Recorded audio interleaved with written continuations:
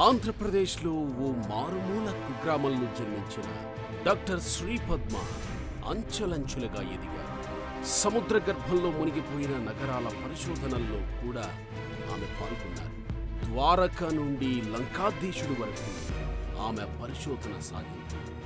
ప్రపంచ అత్యున్నత విశ్వవిద్యాలయాల్లో ఒక్కటైన చికాగో యూనివర్సిటీ, హార్వర్డ్ యూనివర్సిటీలో ప్రొఫెసర్గా పనిచేస్తూ ఆమె పుట్టిన తెలుగు నేలపై మమకారంతో ఆంధ్రప్రదేశ్లో గ్రామ దేవతల సమగ్ర చరిత్రపై పరిశోధన చేశారు. ఆమె రచన vicissitudes of the gods, reconstructions of the village goddess in India's religious tradition అనే పేరుతో ఆక్స్ఫోర్డ్ యూనివర్సిటీ ప్రెస్ పుస్తకం ప్రచురించింది. రామాయణం రావణాసురుడిపై శ్రీలంకలో అనేక పరిశోధనలు జరిపారు. కృష్ణానది పరివాహక ప్రాంతంలో బౌద్ధంపై పరిశోధనలు చేశారు. భారతీయ సాంస్కృతిక చరిత్రకారిణి డాక్టర్ శ్రీపద్మతో open talk with Telugu one. Dwaraka పట్టణం ఒక అవశేషాలన్నీ ఇక్కడ కనిపిస్తున్నాయి. ఒకప్పుడు ఆ పట్టణం పైన ఉండేది, తర్వాత నీళ్లలో మునిగిపోయింది అని దానివల్ల అర్థమవుతుంది అనమాట. ఏంటంటే ద్వారక, శ్రీకృష్ణుడు, మహాభారతం దీనికి సంబంధించి ఆధారాలు ఉన్నాయంటారా? ద్వాపర యుగము అనేది ఎన్నో రకాల రామాయణాలు రాశారు. ఎవరి సంస్కృతికి తగ్గట్టుగా వాళ్ళు కథలో వీరు దాగి ఉన్న చరిత్రని ఆ కథలో పిచ్చి ప్రజల్లోకి ప్రచారం తీసుకొస్తారు. ఇప్పుడు కూడా ఈవెన్ సెకండ్ వరల్డ్ వార్ కూడా ఆడవారు చనిపోయినప్పుడు ఏ పరిస్థితుల్లో, విషమ పరిస్థితుల్లో చనిపోయినప్పుడు ఏజ్ అయినా కూడా వారిని కూడా దేవతలుగా ఎందుకు ఆరాధించారు? నమస్తే తెలుగు వన్, నేను మీ సుభాకర్. మనతో మాట్లాడటానికి అంతర్జాతీయ పురావస్తు శాస్త్రవేత్త. పురావస్తు అంటే సహజంగా మనకి నేల మీదో కొండలు, గుట్టలు, కోనలు, దానికి సంబంధించి భూమి మీద దొరికే పురావస్తు ఆధారాలు కాకుండా సముద్ర గర్భంలో, నీళ్ళల్లో, సముద్రంలో చరిత్రను వెలికి తీయటంలో శ్రీపద్మ గారు ఎక్స్పర్ట్. ఆవిడ అమెరికాలో పలు యూనివర్సిటీల్లో అధ్యాపకురాలుగా పనిచేశారు. ప్రస్తుతం మనకి ఇండియాలో మనకు అందుబాటులో ఉన్నారు. నమస్కారం శ్రీపద్మ గారు. నమస్తే. ఎలా ఉన్నారు? బాగున్నానండి. మీరు ఎంతకాలం నుంచి అమెరికాలో ఉంటున్నారు? 1994 నుంచి ఉంటున్నానండి. ఓకే. మీ బాల్యం, మీ విద్యాభ్యాసం ఎక్కడ జరిగింది? నేను మైలవరం మండలంలో అనంతారం అనే ఊర్లో పుట్టానండి. కృష్ణా జిల్లా. కృష్ణా జిల్లా, ప్రీవియస్లీ కృష్ణా జిల్లా, ఇప్పుడు ఎన్టీఆర్ డిస్ట్రిక్ట్ అని విన్నాను. సో అక్కడ పుట్టాను. మైలవరంలో చదువుకున్నాను. మైలవరం జిల్లా పరిషత్ హై స్కూల్, జిల్లా పరిషత్ హై స్కూల్లో చదువుకున్నాను. ఆ తర్వాత గుడ్లవల్లేరులో ఇంటర్మీడియట్ చేశాను. తర్వాత నా చదువంతా ఆంధ్ర యూనివర్సిటీలోనే జరిగింది. బిఏ హిస్టరీ తెలుగు స్పెషలైజేషన్ చేశాను. తర్వాత MA history, MA archaeology first చేశాను. తర్వాత ఎంఏ హిస్టరీ చేశాను. తర్వాత పిహెచ్డి, మా department history and archaeology. So మా పిహెచ్డి డిగ్రీ కూడా హిస్టరీ అండ్ ఆర్కియాలజీ. నేను మొదట ఏం క్లారిఫై చేయదలుచుకున్నానంటే ఐఎమ్ నాట్ ఎ డిగ్గర్. నేను ఆర్కియాలజిస్ట్లో చాలా రకాలు ఉన్నారండి. ఎక్స్కవేషన్స్ చేసేవాళ్ళు ఉంటారు, తర్వాత ఎపిగ్రఫిస్ట్స్ ఉంటారు, శాసనాలు చదివేవాళ్ళు, న్యూమిస్మాటిక్స్ ఉంటారు, అంటే కాయిన్స్ చదివేవాళ్ళు, అలాగే ఆర్కిటెక్చర్ చదివేవాళ్ళు ఉంటారు, టెంపుల్ ఆర్కిటెక్చరు అలాగే స్కల్ప్చర్ చదివేవాళ్ళు ఉంటారు. నేను I qualify as cultural archaeologist. నేను కల్చర్ చదువుతాను. సో హిస్టరీ అండ్ ఆర్కియాలజీ రెండు కూడా చదువుతుంటాను. సో నా పిహెచ్డి టెంపుల్స్ మీద చేశాను. Temple sculpture, religious and secular sculpture మీద చేశాను. 27 టెంపుల్స్ 4 డిస్ట్రిక్ట్స్లో, శ్రీకాకుళం, విజయనగరం, విశాఖపట్నం, ఈస్ట్ గోదావరి జిల్లాల్లో ఉన్న టెంపుల్స్ అన్నీ చేశాను అన్నమాట. అది 8th సెంచరీ నుంచి 14th సెంచరీ వరకు. ఇవి తూర్పు చాళుక్యులు, ఈస్టర్న్ చాళుక్యాసు, ఈస్టర్న్ గాంగాసు, కాకతీయస్ వీళ్ళు రూల్ చేసిన టైంలో కట్టిన టెంపుల్స్ అనమాట. శైవ టెంపుల్స్ ఉన్నాయి, ఇందులో వైష్ణవ టెంపుల్స్ ఉన్నాయి. మీరు ఇది అమెరికా ప్రయాణానికి ముందా వెళ్ళటానికి ముందు ఇది ఇదంతా కూడా ఆంధ్ర యూనివర్సిటీలోనే జరిగింది. అక్కడ ఉన్నప్పుడు చేసినవి ఇవన్నీ నేను అది వెళ్ళే ముందే పబ్లిష్ చేశాను కూడాను. Agam Kala Prakashan, title costume coiffure and ornaments in the temple sculptures of northern Andhra. Okay. So అది నా ఫస్ట్ అటెంప్ట్ అనమాట టు పబ్లిష్ ఎ బుక్. తర్వాత మీరు అమెరికా ప్రయాణమా?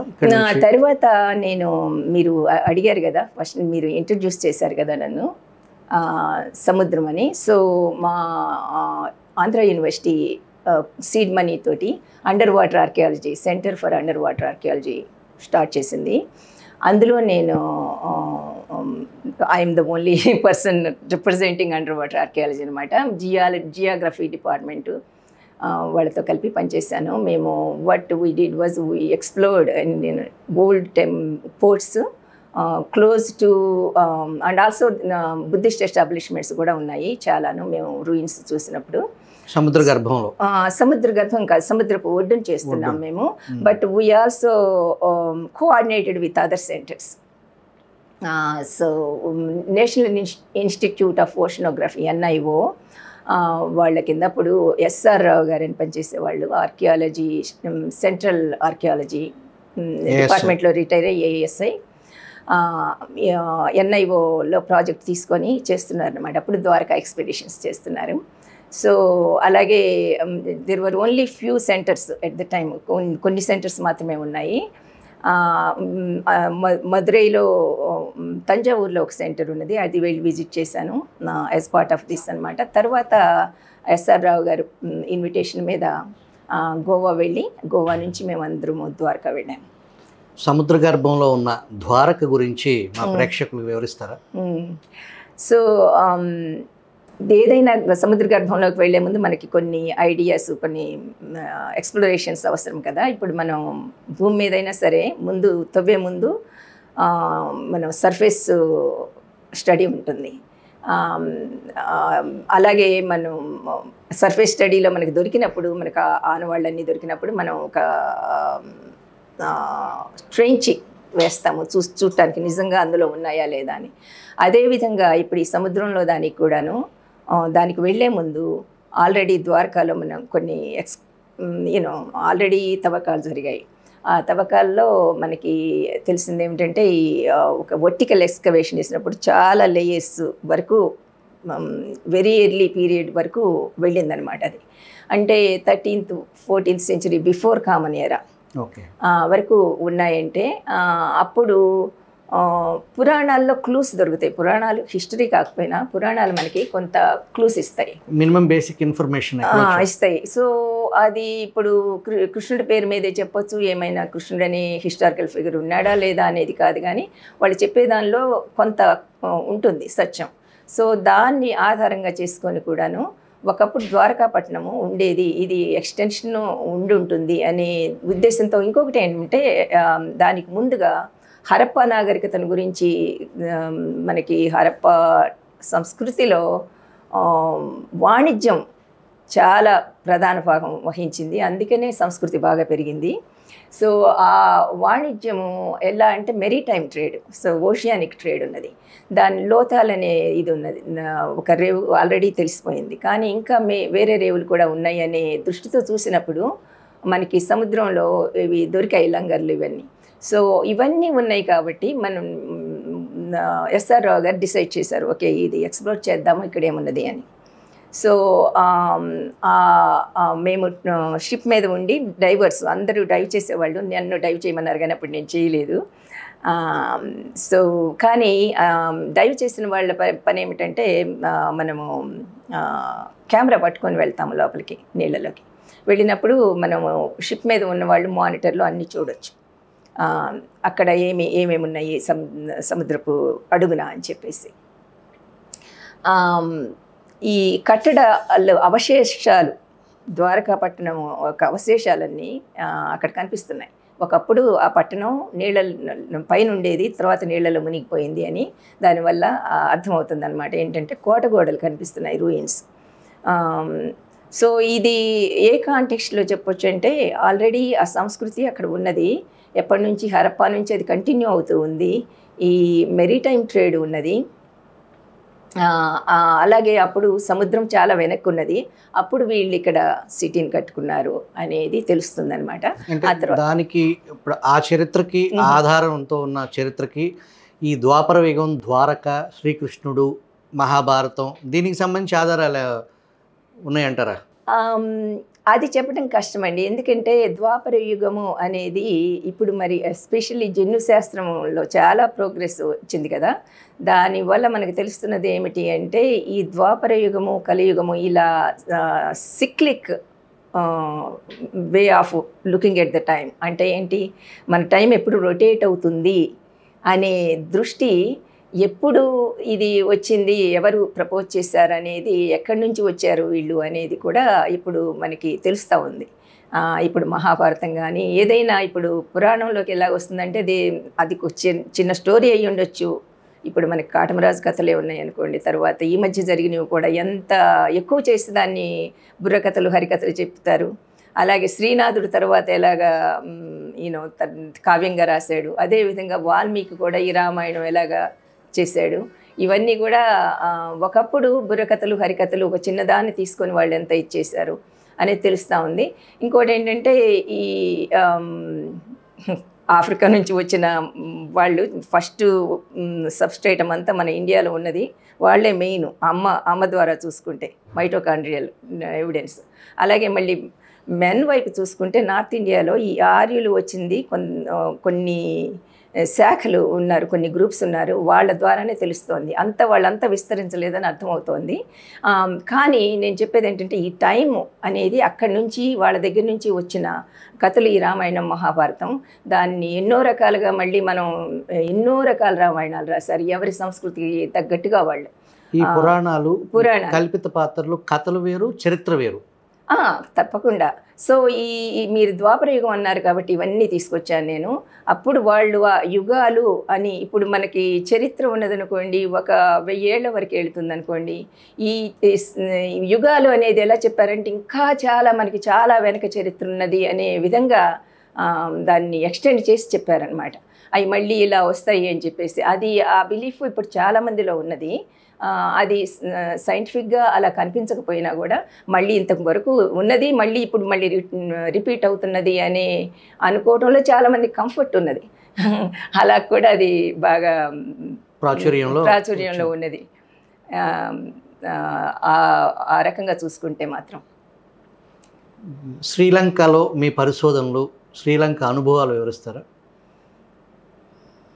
అది కంప్లీట్గా డిఫరెంట్ సబ్జెక్ట్ తీసుకొచ్చారు. అది శ్రీలంకలో నా అనుభవం మొదట 1990లో స్టార్ట్ అయింది. తర్వాత నేను నేను పనిచేసిన కాలేజీ, బోర్డెన్ కాలేజీ, ఒక ప్రోగ్రామ్ రన్ చేసేది ఇంకా మిగతా చాలా కాలేజెస్తో కలిపి. ఆ ప్రోగ్రామ్ ఏంటంటే వాళ్ళు స్టూడెంట్స్ని ఒక సెమిస్టర్. కాలేజ్ అంటే మీరు అప్పటికి యుఎస్లో స్థిరపడ్డారు, యుఎస్కి సంబంధించిన కాలేజ్? యుఎస్లో ఉన్నప్పుడే నాకు శ్రీలంకతో కూడాను బాగా నా ఉద్యోగరీత్యా కూడా వెళ్ళాను నేను. సో నేను అక్కడ టీచ్ చేసేటప్పుడు ఈ ప్రోగ్రాము అడ్మినిస్ట్రేట్ చేయడం జరిగింది. తర్వాత అదే చాలా మేజరు టైం నాకు తీసుకునేది, ఎందుకంటే నాకు ఒక సెంటర్ కూడా రన్ చేశాను అక్కడ శ్రీలంకలో. పని ఏమిటంటే స్టూడెంట్స్ అందరినీ కోఆర్డినేట్ చేసి తీసుకురావడం, అలాగే ఎవరో ఒక ప్రొఫెసర్ని, మా అమెరికన్ ప్రొఫెసర్ని ఐడెంటిఫై చేసి ఆ ప్రొఫెసరు స్టూడెంట్స్తో వచ్చి అక్కడ ఉండే విధంగాను, అక్కడ ప్రొఫెసర్లందరూ మాకు టీచ్ చేసే స్టూడెంట్స్కి టీచ్ చేసేవి. ఇవన్నీ నేను పై ఎత్తున ఏర్పాట్లు చూసుకునేదాన్ని అనమాట. అలాగే మా స్టాఫ్ అక్కడ ఉండి ఇవన్నీ నేను అనుకున్నవన్నీ వాళ్ళు అమలు చేసేవాళ్ళు. అలాగే మా స్టూడెంట్స్ అన్ని ఆర్కియలాజికల్ సైట్స్ తీసుకెళ్ళడానికి ఒక ప్రొఫెసర్ వెళ్ళేవాళ్ళు. సో నేను మొట్టమొదటి వాళ్ళతో వెళ్ళి, అంటే ఈ ప్రోగ్రామ్ ఆల్రెడీ రన్ అవుతోంది నేను జాయిన్ అయినప్పుడే. తర్వాత నేను ఇంకా కొన్ని చాలా విషయాలు ఇన్కార్పొరేట్ చేశాను అందులో, చాలా ఆస్పెక్ట్స్. సో ఇదేంటంటే కల్చరల్లీ ఇంటిగ్రేటెడ్ ప్రోగ్రామ్. కల్చర్ని తెలుసుకోవటం ఒకటి, తర్వాత ఐలాండ్ గురించిన హిస్టరీ, ఆ సంస్కృతి ఏమిటి ఇవన్నీ తెలుసుకోవటము, ఆ ప్రొఫెసర్స్ తోటి ట్రిప్స్కి వెళ్ళటము, ఇవన్నీ అందులో పార్ట్ అనమాట. సో నేను స్టార్టింగ్లో క్లాసెస్లో కూర్చున్నాను. సో సింహళం నేర్చుకున్నాను. మీరు సింహళ భాష మాట్లాడతారా? కొంతవరకు మాట్లాడగలను నేను. నాకు అది ఇంటర్వ్యూస్లో హెల్ప్ అయింది. నేను ఆల్రెడీ ట్రాన్స్లేటర్ని కూడా తీసుకొని వెళ్తాను రీసెర్చ్ చేసేటప్పుడు. సో ఐలాండ్ ఇంత పెద్దది కాదు యాక్చువల్గా. మన యునైటెడ్ ఆంధ్రప్రదేశ్ చాలా పెద్దది ఐలాండ్తో కంపేర్ చేసుకుంటే. కానీ శ్రీలంకలో ఉన్న వైవిధ్యము మనకి అంత చిన్న ప్లేస్లో అంత వైవిధ్యం ఉండటము చాలా రేరు. మినీ ఇండియా లాగా? మినీ ఇండియానే కాదు, ఇండియాలో ఉన్న వైవిధ్యం కంటే సర్ప్రైజింగ్లీ. ఎందుకంటే శ్రీలంక 500 సంవత్సరాలు Dutch, Portuguese first, Portuguese, Dutch, British వాళ్ళు 500 సంవత్సరాలు ఉన్నారు శ్రీలంకలో. అంతకుముందు కూడాను ఈ శ్రీలంక ఉన్న లొకేషన్ చూసుకుంటే మీరు అటు ఆఫ్రికా నుంచి కానీ ఇటు సౌత్ ఈస్ట్ ఏషియన్ కంట్రీస్ నుంచి కానీ అన్నిటికీ కాన్ఫ్లుయెన్స్ అనమాట. అది మన ఇండియా నుంచి మేజర్ అన్ని ఎమిగ్రేషన్ అంతా మన ఇండియా నుంచి అయింది ఫస్ట్ నుంచి కూడా. సబ్స్ట్రేటం అంతా ఇండియన్. కానీ ఇవన్నీ కూడా even there is a village అనమాట. ఒక గ్రామంలో ఆఫ్రికన్ ట్రెడిషన్స్ ఇప్పటికీ ఫాలో అవుతారు. అంటే అంత వైవిధ్యం ఉంది. మలేషియా నుంచి, సింగపూర్ నుంచి, ఈవెన్ బ్రిటిష్ వాళ్ళు ఇంకా యాడ్ చేశారు దానికి. సో లేయర్స్ అండ్ లేయర్స్ అనమాట. అలాగే ఐలాండ్ చిన్నదైనా కూడా వాళ్ళకి 2 ఋతుపవనాలు వస్తాయి కొన్ని ఏరియాస్కి. హైలాండ్స్లో ఎప్పుడూ వర్షం పడుతూనే ఉంటుంది. మేము రన్ చేసిన క్యాండీ అనేది యాక్చువల్గా కల్చరల్ క్యాపిటల్ అనమాట. సో అక్కడ ఎప్పుడు రెయిన్స్ పడుతుంటాయి. సో ఈ విధంగా ఇంకా పైకి వెళితే ఇంకా చల్లగా ఉంటుంది. అలాగే మన చెన్నైలో చూసే వాతావరణం కూడా కొలంబోలో కనిపిస్తుంది. ఏంటంటే వెదర్ వైజ్ నేను హాట్గా కూడా. సో ఇలాగా వెదర్ వైజ్ కూడా there is lot of diversity అనమాట, వైవిధ్యం. రామాయణం ఆ స్టోరీ శ్రీలంక అనగానే రామాయణం, లంక, రావణాసురుడు, దాని గురించి పురాణం చరిత్రను లింక్ చేస్తూ వాస్తవాలను వివరిస్తారా? అది చాలా పెద్ద సబ్జెక్టు. నాకు చేతనైనంత వరకు వివరిస్తాను. నేను కొంత రీసెర్చ్ చేశాను కాబట్టి. నా రీసెర్చ్ ఫోకస్ యాక్చువల్గా విభీషణుడు, అక్కడ బౌద్ధులు విభీషణుడిని పూజిస్తారు ఒక దేవాలయంలో. సో అది నాకు చాలా అట్రాక్టివ్గా కనిపించింది. బౌద్ధులు విభీషణుని పూజించడం ఏంటి? ఎందుకంటే రామాయణం గురించి నేను పెద్ద వినలేదు. యాక్చువల్గా నేను వర్క్ చేసిన కొంతమంది ప్రొఫెసర్స్కి రామాయణం అంటే ఐడియానే లేదు. ఇంగ్లీష్ లిటరేచర్ చెప్పే ప్రొఫెసర్ ఫర్ ఎగ్జాంపుల్. కానీ కొంతమంది ఇలాగా బుద్ధిస్ట్ మాంగ్స్ తర్వాత ప్రొఫెసర్స్ అయిన వాళ్ళకి తెలుసు, వాళ్ళు ఏంటంటే ప్రాకృతం సంస్కృతం నేర్చుకున్నారు. కానీ మామూలు వాళ్ళకి చాలా తక్కువ తెలుసు. But at the same time ఇది విభీషణుడు అంతకంటే ఎక్కువగా రావణాసురుడు బాగా ప్రాచుర్యం పొందాడు రీసెంట్ ఇయర్స్లో. అది ఎందుకు ఏమిటి అని చూస్తే అది తనకి చాలా పెద్ద కథ ఉన్నది. ఫస్ట్ ఆఫ్ ఆల్ అది ఎక్కడ మనని ల్యాండ్ చేస్తుందంటే, రామాయణంలో లంక శ్రీలంక ఒకటేనా అనేది ఫస్ట్ మొట్టమొదటిగా వచ్చే ప్రశ్న. ఆ ప్రశ్నకి వెళితే దానికి ఆల్రెడీ నాకు ముందే కొంతమంది స్కాలర్స్ రీసెర్చ్ చేశారు. ఆయన షెల్డన్ పోలక్ అన్న ఆయన చేసి ఆయన దానిలో కొంత చెప్పారు. ఏంటంటే 9వ శతాబ్దం నుంచి మాత్రమే ఈ శ్రీలంకని లంక అనేది 10వ శతాబ్దం ఆయన చెప్పింది. నేను చేసిన పరిశోధనలో ఇంకా ముందు నుంచి దీనికి బ్యాక్గ్రౌండ్ ఉన్నదని అర్థమైంది నాకు. 8వ శతాబ్దం నుంచి 200 సంవత్సరాలు వెనక్కి వెళ్ళారు. అంటే వాళ్ళు ఎలా వచ్చిందంటే, ఏదైనా రాజకీయం చేస్తేనే కదా. మొట్టమొదట నార్త్ ఇండియన్ రూలర్స్ ఎవరినైనా ఇప్పుడు హూనులు అలాంటి వాళ్ళు బయట నుంచి వచ్చేవాళ్ళు కదా, వాళ్ళని ఎలాంటి వాళ్ళు అని చిత్రీకరించడానికి ఎప్పుడైనా ఎవరితో అయినా యుద్ధం చేస్తారనుకోండి మీరు, ఇప్పుడు పోట్లాడినా కూడా వాళ్ళని చాలా విలనీగా చిత్రిస్తారు. వాళ్ళ నుంచి మీరు విలన్ అవ్వచ్చు, కానీ మీరు వాళ్ళని ఎస్పెషల్లీ రాజులకి చాలా అవసరం అది. అలా అయితేనే వాళ్ళ ప్రజలు వాళ్ళ వెనకుంటారు, కథను క్రియేట్ చేస్తారు. సో అది అవసరం. ఆ కథలో వీళ్ళు దాగి ఉన్న చరిత్రని ఆ కథలో చొప్పించి ప్రజల్లోకి ప్రచారం తీసుకొస్తారు. తీసుకురావాలి. ఇప్పుడు కూడా ఈవెన్ సెకండ్ వరల్డ్ వార్ కూడా అమెరికా చేసింది. జపనీస్ని చాలా డీమన్స్ కింద చిత్రీకరించి అందరూ చేశారు. అది మీరు చరిత్రలోకి వెళ్ళి చూస్తే కనిపిస్తుంది. అది వక్రీకరణ. అది చేయకపోతే ప్రజలు వాళ్ళ వెనక ఉండరు, వాళ్ళని సపోర్ట్ చేయరు. సోల్జర్స్ ఎక్కడి నుంచి వస్తారు, వీళ్ళకి కావాలి కదా. సో అప్పుడు వాళ్ళు హూనుల్ని ఎలా చిత్రీకరించారంటే వాడు రావణాసురుడి సైన్యం వస్తోంది అలాగా చిత్రీకరించారు. అది వచ్చి మిగతా రాజులందరూ ఫాలో అవడం మొదలుపెట్టారు. అది 8వ శతాబ్దం నుంచి అదొక ట్రెండ్ అయిపోయిందో, ఇది భలే ఉంది, ఈ రకంగా చేస్తామని వాళ్ళ ఇన్స్క్రిప్షన్స్లో కనిపిస్తూ ఉంటుంది మనకి. ఇక్కడికి వచ్చేసరికి సౌత్ ఇండియాకి వచ్చేసరికి చోళులు, ఇక్కడంతా ఏం జరుగుతుంది ఆ టైంలో అంటే చోళ, చేర, పాండ్య ఈ రాజులు, శ్రీలంకలో ఉన్న అనురాధపురం పట్టణం నుంచి ఉన్న రాజులు, వీళ్ళందరూ కూడా ఈ ఐడియల్, ఈ సంస్కృతంలో ఉన్న ఐడియల్ ఉందే అన్నిటినీ ఒక ఏకఛత్రాధిపత్యం కింద తీసుకురావాలని ఐడియల్ ఎవరికి వాళ్ళకే ఎక్స్టెండ్ చేయాలి, నేను మహారాజుని అవ్వాలి, నేను చక్రవర్తిని అవ్వాలి, రాజ్యకాంక్ష అది అనేది బాగా పెరిగింది. వీళ్ళతో ఒకసారి చోళ్ళు, చేర కింగ్స్ కలిపి వాళ్ళ మీద దండెత్తటము, లేకపోతే శ్రీలంక రూలర్స్ వచ్చి చోళులు కలిపి చేర వీళ్ళ మీద దండెత్తడం, లేకపోతే పాండ్యుల మీద దండెత్తడం అలా జరుగుతూ ఉన్నది. అలా జరుగుతున్నప్పుడు చోళులు ఏం చెప్పారంటే వాళ్ళకి ఒకసారి శ్రీలంక రాజులతో పోట్లాడుతూ శ్రీలంక రాజు వాడు రావణాసురుడు, అది రావణాసురుడు సైన్యం అని చెప్పేసి అన్నారు. అప్పటి నుంచి ఇంకా అది ఎక్కువైపోయింది. ఇంకా దానికి తోడైంది ఏమిటంటే భక్తి మార్గం ఒకటి డెవలప్ అవుతుంది ఆ టైంలో. ఈ భక్తి మార్గం ఏం చేసిందంటే ఈ రామాయణము మహాభారతాలని వాళ్ళ నచ్చే విధంగా చేసింది. జనాలకి నచ్చడం కోసం ఏం చేశారు, రాముడు, కృష్ణుడు వీళ్ళందరినీ వైష్ణవ భక్తులు ఏం చేశారంటే ఈ నాయనార్స్, శైవులకు వ్యతిరేకంగా నాయనార్స్, ఆళ్వార్స్ వీళ్ళిద్దరూ కాంపిటీషన్, ఇద్దరు చేసే పని ఒకటే. ఎవరు ఎంతవరకు ఉపయోగించుకోవచ్చు, ఏ కథలు ఉపయోగించుకోవచ్చు, ప్రజలకి దగ్గరగా ఎలా వెళ్ళవచ్చు అనే దీంతో అప్పుడు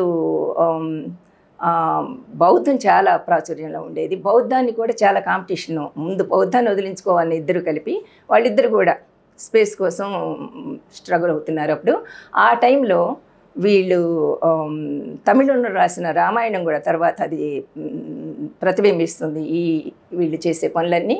ఆయన కూడా రాముని ఎంత భక్తితో అంటే ఈవెన్ రావణాసురుడి కొడుకు ఇంద్రజిత్ కూడా రాముడు అంతవాడు ఇంతవాడని పొగుడతాడు అతను వెళ్ళి పోట్లాడే ముందు కూడా. వాల్మీకి రాసిన రామాయణానికి ఈ తమిళ రామాయణానికి అదే డిఫరెన్స్, కథ అంత సేమే, కానీ ప్రతి పదంలోనూ రాముడి భక్తి అంత కనిపిస్తుంటుంది అనమాట. కానీ రాముడికి ఎప్పటి నుంచి నిజంగా రాముడిని కొలుస్తున్నారు అని చూసుకుంటే రాముడి దేవాలయాలు 5వ శతాబ్దంలో ఆల్మోస్ట్ నీళ్ళు ఒక్కటే మనకి కనిపిస్తుంది. అది ఏంటంటే గుప్తుల కాలంలో వాకాటక క్వీను, ఎక్కడది ఏరియా, వాకాటక ఇప్పుడు ఉన్న మహారాష్ట్ర మధ్యప్రదేశ్ ఏరియాలో.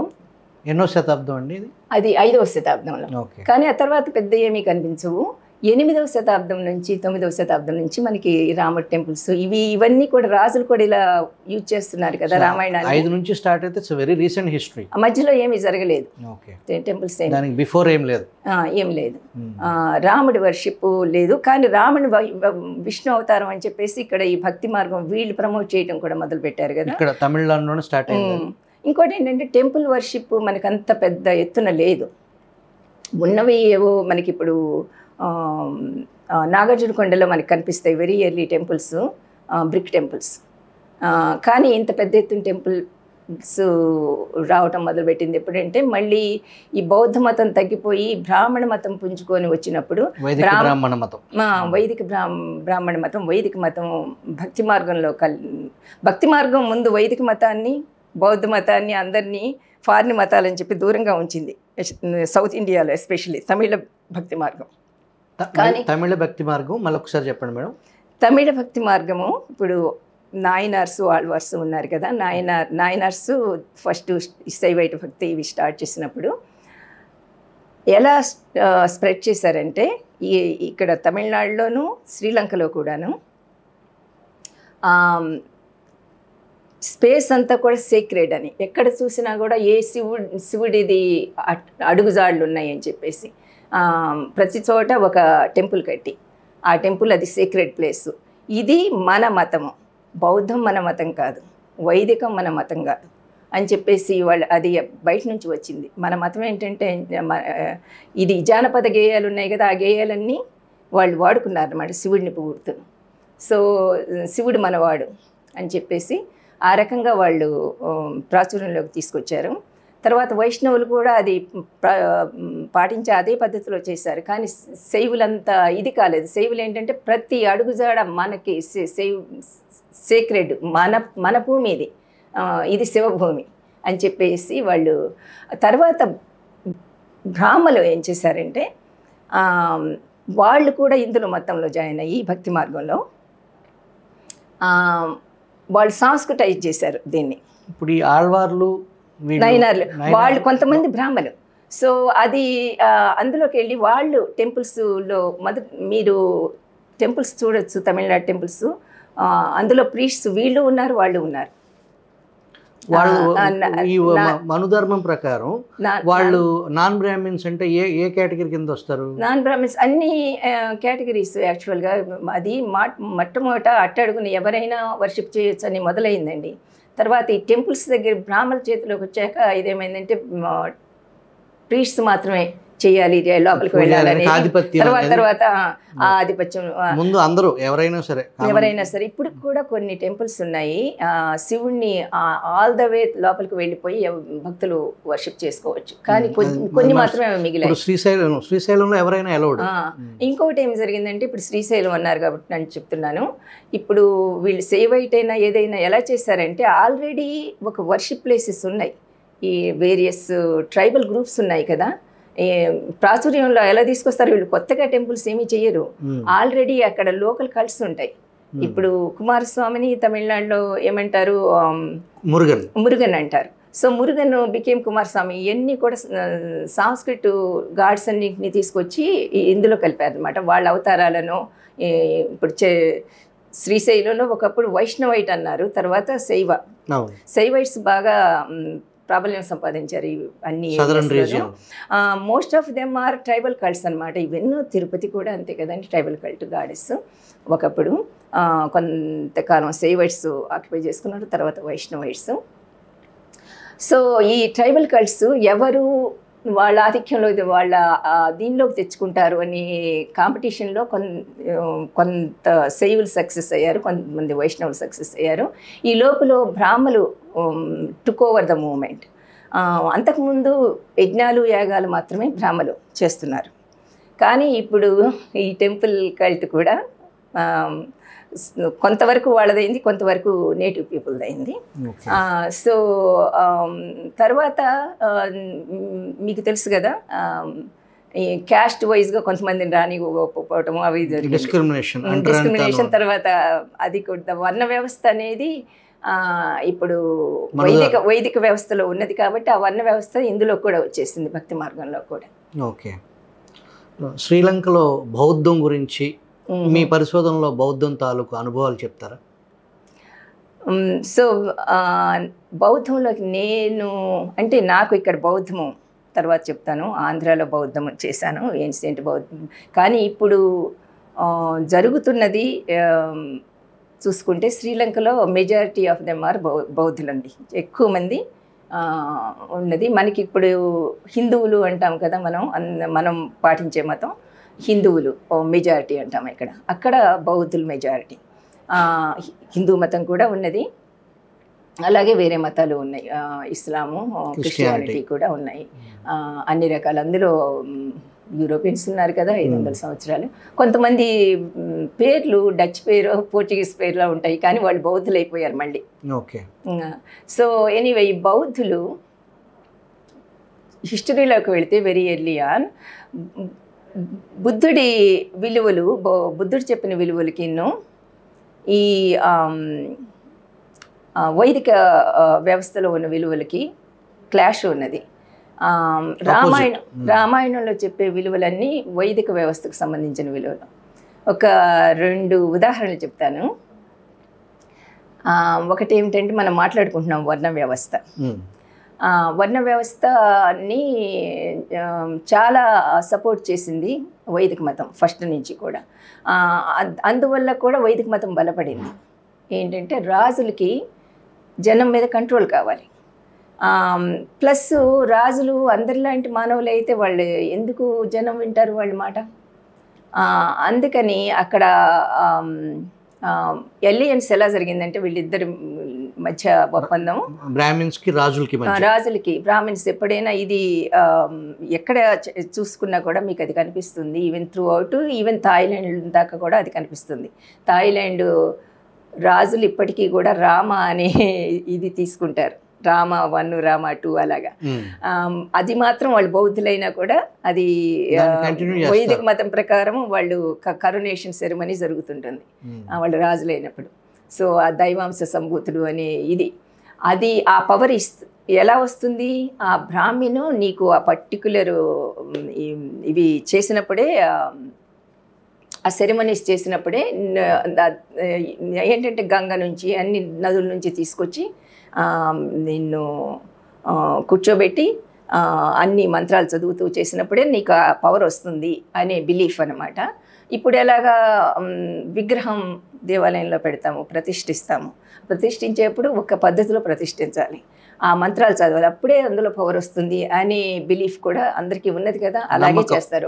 ఆ నమ్మకం ఉంటేనే అందరూ దానికి ఉన్న పవర్ని బిలీవ్ చేస్తారు, పనులు జరుగుతాయి. బిలీఫే కదా, బిలీఫ్ ఈజ్ ఎవ్రీథింగ్. మీకు ఈవెన్ డాక్టర్ దగ్గరికి వెళ్ళినా కూడా ఆ డాక్టర్ మీద నమ్మకం లేదనుకోండి, ఆయన ఇచ్చిన మందులు కూడా పనిచేయవు. ఆయన మీద నమ్మకం ఉండాలి, ఆయన హస్తవాసి ఎంతో మంచిది అని అనుకొని వెడితేనే ఆయన ఇచ్చిన మందులు మీకు పనిచేస్తాయి. అది ఎందుకంటే ఈ రాజులు, ఈ బ్రాహ్మణులు ఈ సొసైటీలో కంట్రోల్ కోసం, అది మనం పాయింట్ మిస్ అయ్యాం, ఆ వర్ణ వ్యవస్థను క్రియేట్ చేయడం కోసం చేస్తాం. Thank you. సో ఆ వర్ణ వ్యవస్థ అందులో ఉన్నది. కానీ బౌద్ధము దానికి ఫస్ట్ నుంచి కూడా బుద్ధుడు ఎవరైనా వచ్చి బౌద్ధంలో జాయిన్ అవ్వచ్చు అన్నాడు. కులం లేదన్నాడు బుద్ధుడు. కులము అనేది మనం ఆ మాటకు రావాలంటే కులము అనేది అప్పుడు కంప్లీట్గా ఏర్పడలేదు, వర్ణ వ్యవస్థే. కానీ ఇది 4 రకాల అప్పుడు బుద్ధుని కాలంలో ప్రొఫెషన్స్. నేను ఎలా చెప్తానంటే ఇప్పుడు ఆంధ్రాలో నేను రాసిన నేను చేసిన రీసెర్చ్లో ఈ ఇన్స్క్రిప్షన్స్ అవి చూపించి ఎలాగ ఈవెన్ చర్మకారులు కూడా ఎలాగా దానాలు ఇచ్చారో, దానికి కారణాలు ఏమిటో, వాళ్ళు కూడా ఎంత గౌరవప్రదమైన స్థానంలో ఉన్నారో. పూర్ణ ఘటం అమరావతి ఆంధ్రప్రదేశ్ గవర్నమెంట్ కి సంబంధించిన ఆ ఛత్రంలో చర్మకారుడు ఇచ్చిందేగా అక్కడ. అవును, అది చాలా బాగా చెప్పారు. అది తర్వాత వెళ్దాము. నేను సైడ్ వెళ్లకుండా ఇందులోనే ఉంటే, ఇక్కడ శ్రీలంకలో మొదటి నుంచి రామాయణం అంటే కొంచెం ఎవర్షన్ ఎందుకు వచ్చిందంటే ఈ రెండు అట్లీస్ట్ ఈ రెండు మనం చూడొచ్చు. వర్ణ వ్యవస్థ అనేది అది బౌద్ధులు సపోర్ట్ చేసేది కాదు. రెండోది ఏమిటంటే కర్మ మనము ఇది నా కర్మ, నేను అందుకే ఈ స్థానంలో ఉన్నాను సమాజంలో అనేది వర్ణ వ్యవస్థ ప్రోత్సహిస్తుంది. కర్మని కారణంగా చూపిస్తుంది. కర్మని కారణంగా నువ్వు ఏం చేసుకున్నావో, గత జన్మలో ఏం చేసుకున్నావో, ఈ జన్మలో నువ్వు చర్మకారుడు వైపు పుట్టావు, లేకపోతే ఇంకేదో రోడ్లు ఊడ్చే పని వచ్చింది, నువ్వు చేయాలి, నువ్వు అది నీ కర్మ కాబట్టి నువ్వు చేయాలి, నీ కర్తవ్యం అని. అలాగే రాజులు కూడా దాన్ని అమలు చేసేట్టుగా వీళ్ళు ఎప్పుడు ప్రీస్ట్ అదే అడిగారు, నువ్వు అది అమలు చేయాలి. ఇప్పుడు రాముడు ఏమిటి అది అమలు చేశాడనే కదా రామాయణం అంతా చెప్తుంది. శాసనాల్లో కూడా ఈ కింగ్ ఇది అమలు చేశాడు, ఏంటి వర్ణ వ్యవస్థను వర్ణ సంకరం కాకుండా చూశాడు అనేది ఒక బాధ్యత అయిపోయింది రాజులకి. సో అది ఏదైతే ఈ పురాణంలో రామాయణంలో రాముడి పాత్ర, రాముడు రాజుగా ఆ బ్రాహ్మణ్ చెప్పిన వర్ణ వ్యవస్థను ఎంకరేజ్ చేసుకుంటూ దాన్ని కాపాడుతూనే వచ్చాడు. అది ఇప్పుడు ఆ కర్మ సిద్ధాంతము బౌద్ధంలో కూడా ఉంది. కానీ అది అందులో మార్పు ఏమిటంటే కర్మ అనేది 80% నువ్వు చేసుకున్నది, నీ భవిష్యత్తును నువ్వు దిద్దుకుంటావు. నీ కర్మను నువ్వు ఎప్పుడైనా మెరుగు చేసుకోవచ్చు. నువ్వు చేసే పనులు నీ చేతిలో ఉంది. నీవు చేసే పనులు, నువ్వు ఆలోచించే ఆలోచనలు అన్నీ మంచి మార్గంలో ఉంటే నీ కర్మ నిన్ను మంచిగా ముందుకు నడిపిస్తుంది.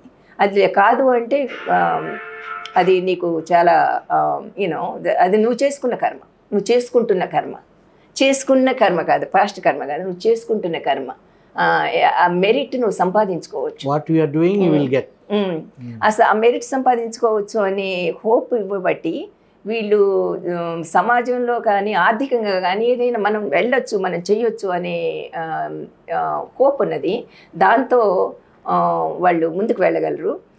అలాగే వాళ్ళు తల్లిదండ్రులు చనిపోయిన వాళ్ళ మెరిట్ని కూడా ఇంప్రూవ్ చేయవచ్చు అనేది బౌద్ధంలో ఉంది. నీ కర్మనే నువ్వు ఇంప్రూవ్ చేసుకోవటం కాదు, నీ చనిపోయిన తాత ముత్తాతలు తండ్రులు వీళ్ళందరి కర్మని కూడా నువ్వు మంచి పనులు చేసి వాళ్ళ పేరుని చేస్తే వాళ్ళ కర్మని కూడా నువ్వు ఇంప్రూవ్ చేయొచ్చు. అది నిజంగా బుద్ధుడు చెప్పిన ఫిలాసఫీ అయినా తర్వాత వచ్చిన ఈ బ్రాహ్మణికల్ ప్రొఫెసర్స్ ఆ బుద్ధిజంలోకి ఎంటర్ అయ్యి వాళ్ళు తీసుకొచ్చిన, ఇప్పుడు ఒకటి చెప్పాలి, అది ఇది బుద్ధుడు ఆత్మ లేదు అన్నాడు, అది లేదు అన్నాడు.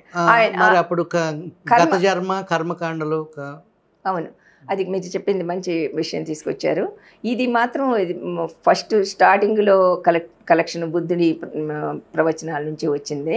మీరు చెప్పిన బ్రాహ్మల సంగతి మీరు తీసుకొచ్చారు. బ్రాహ్మలు అనేది ఇక్కడ నేను ఒకటి క్లారిఫై చేయాలి. ఇన్స్టిట్యూషను మన వైదిక వ్యవస్థ ఇదని మాట్లాడుకునేటప్పుడు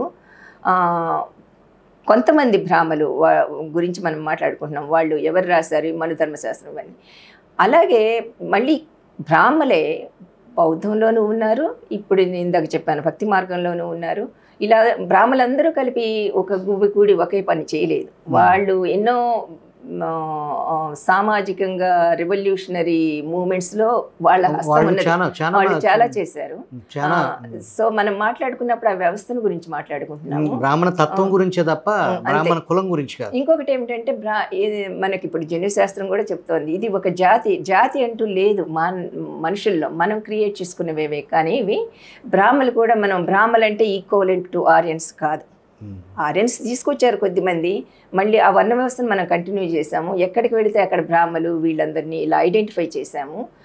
సౌత్లో మనకి అది లేదు. ఆ ఆర్యన్స్ అనేది చాలా తక్కువ ఉన్నది, సౌత్లో మరీ తక్కువ ఉన్నది, నార్త్లో కూడా అంతా లేదు. మరి బ్రాహ్మలు ఎవరు అంటే మన ఇక్కడ ఆ వర్ణ వ్యవస్థను మనం అంతా అడాప్ట్ చేసుకొని మనలో మనం క్రియేట్ చేసుకున్న వర్ణ వ్యవస్థ ఇది.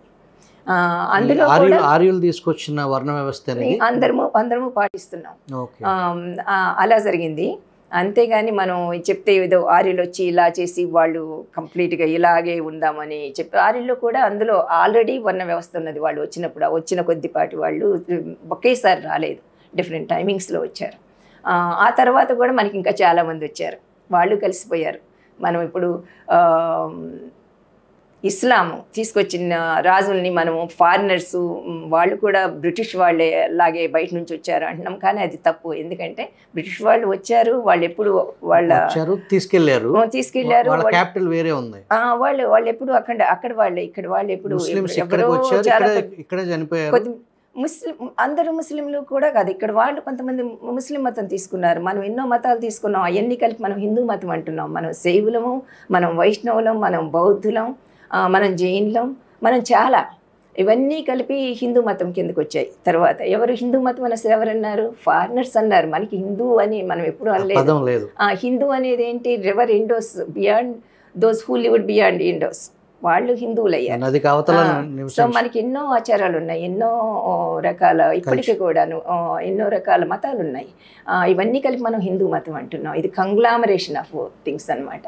సో మనం దాన్ని ఎసెన్షియలైజ్ కొంతమంది చేస్తారు, మనం క్రిస్టియన్స్ లాగా ఇది హిందూ అంటే చాలా భారతదేశం మొత్తం, ఇండియన్ సబ్ కాంటినెంట్ మొత్తం హిందుస్థాన్. ఎగ్జాక్ట్లీ. సో వాళ్ళు క్రిస్టియన్ మతం తీసుకొని, ఇప్పుడు సిరియన్ క్రిస్టియన్స్ ఉన్నారండి, ఎప్పుడో తీసుకున్నారు వాళ్ళు. ఎప్పుడో క్రిస్టియన్ మతం వచ్చినప్పుడు కేరళలో వాళ్ళు కొంతమంది తీసుకున్నారు. మనం అందరం చాలామంది అయ్యేవాళ్ళమేమో, అలా అవ్వలేదు. ఇంకో మనం వేరే వేరే మతాలన్నీ తీసుకుంటున్నాము, జరుగుతూనే ఉంది అది. కానీ మనము ఇప్పుడు హిందూ మతస్థులము అని మనకు ఒక పర్టికులర్ బుక్ లేదు. తర్వాత క్రియేట్ చేశారు, గీత మన సేక్రెడ్ బుక్ అని. అది కానే కాదు. మనకి ఎన్నో రకాల సిద్ధాంతాలు ఉన్నాయి. బౌద్ధం నుంచి వచ్చిన చాలా సిద్ధాంతాలు కూడా మనం హిందూ మతంలో కలుపుకున్నాము. ఇప్పుడు ఈయన హిందూ మతము అంటున్నామే దానిలో, లేకపోతే ఏకంగా బుద్ధుడినే కలిపేసుకున్నాం హిందూ మతం అవతారంగా. అవును, వైష్ణవ అవతారంగాను. సో ఆ రకమైన దీనిలో ఇప్పుడు శ్రీలంకలో వాళ్ళకి మళ్ళీ బ్యాక్ శ్రీలంక వెళితే వాళ్ళకి కూడా ఇది ఎక్స్టెన్షన్ ఆఫ్ ఈ భక్తి మార్గాలు అక్కడికి వచ్చి వాళ్ళకి కాంపిటీషను వచ్చింది. కానీ తేడా ఏమిటంటే ఇక్కడ బౌద్ధానికి శ్రీలంకలో బౌద్ధానికి ఇక్కడ బౌద్ధం ఎందుకు 14వ శతాబ్దం నుంచి తర్వాత చాలా కనుమరుగవుతూ వచ్చింది అంటే, మనకి బౌద్ధము చక్రవర్తులు తీసేసుకొని అందరినీ ఇచ్చేయలేదు, ఎంకరేజ్ చేయలేదు. అది చాలా కొద్ది టైంలోనే కొంతమంది విషయంలోనే జరిగింది. అది ఎవరు అశోకుడు టైము, తర్వాత హర్షవర్ధనుడు ఉన్నాడు. తర్వాత రాజులు ఎవరు ఈవెన్ శాతవాహనులు అయినా కూడా శాతవాహన క్వీన్స్ వీటికి కూడా డొనేట్ చేశారు. వాళ్ళు ఏం ఫాలో అవుతున్నారో ఎప్పుడు ఏం ఫాలో అన్నీ ఫాలో అయ్యారు వాళ్ళు. ఒక్క మతం అన్నట్టు లేదు. కానీ శాతవాహనులు యజ్ఞాలు యాగాలు చేశారు. వేరియాస్ శ్రీలంకలో ఏం జరిగిందంటే, ఒక్కసారి బౌద్ధ మతం కొంచెం లేటుగానే వచ్చింది, మన ఆంధ్రాకి ముందు వచ్చింది. యాక్చువల్గా శ్రీలంకలో లేటుగా ఇప్పుడు అశోక్ టైంలో వచ్చింది.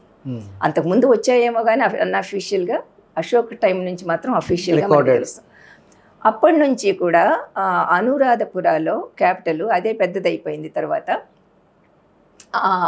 అనురాధపుర రూలర్స్ ఎప్పుడూ కూడా బౌద్ధమే పాటించారు, జనాల్ని కూడా ఎంకరేజ్ చేశారు.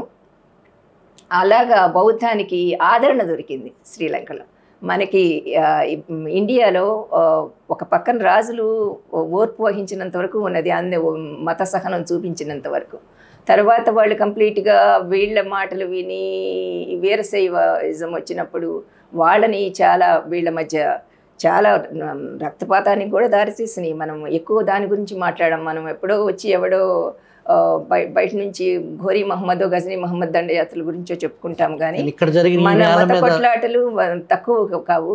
ఇవి చాలా జరిగాయి చరిత్రలో. బయటవాడు వచ్చి చేసిన మారణ హోమానికి రికార్డ్స్ ఉన్నాయి. ఈ నేల మీద మీరు చెప్పిన ఆ వీరశైవం కానీ లేదా బుద్ధిస్ట్ మాంగ్స్ తలలు నరికిన వ్యవహారంలో కానీ ఈ నేల రక్తంతో తడిసిపోయింది. దానికి రికార్డు కూడా లేదుగా. అది ఎక్కడ జరిగింది, ప్రపంచంలో ఎక్కడ జరిగింది, ఇక్కడ జరిగింది. మత పేరుతోటి కొట్టుకోవడం అనేది ఎప్పుడూ జరిగింది. హిట్లర్ డిస్క్రిమినేషన్లో, హిట్లర్ మారణకాండలో అట్లీస్ట్ నెంబర్ తెలుస్తుంది మనకి, ఎంతమంది ఇదయ్యారు.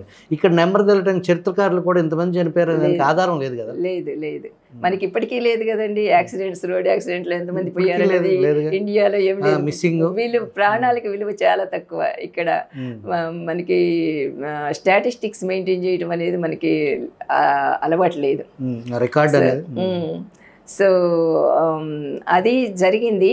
కానీ మనకి ఇప్పుడు ఆనవాళ్ళు ఇంకా ఉన్నాయి, చూసేవాళ్ళకి దొరుకుతాయి. ఇప్పుడు పురావస్తు శాస్త్రవేత్తలకు దొరుకుతాయి. స్కల్ప్చర్ చదివేవాళ్ళు, ఆర్కిటెక్చర్ చదివేవాళ్ళు, ఇన్స్క్రిప్షన్స్ చదివేవాళ్ళు తెలుస్తూ ఉంటాయి. ఎన్ని జైన బసదీలు వైష్ణవాలయాలుగా మారాయో, ఎన్ని బౌద్ధాలయాలు ఆరామాలు శైవాలయాలు అయ్యాయో.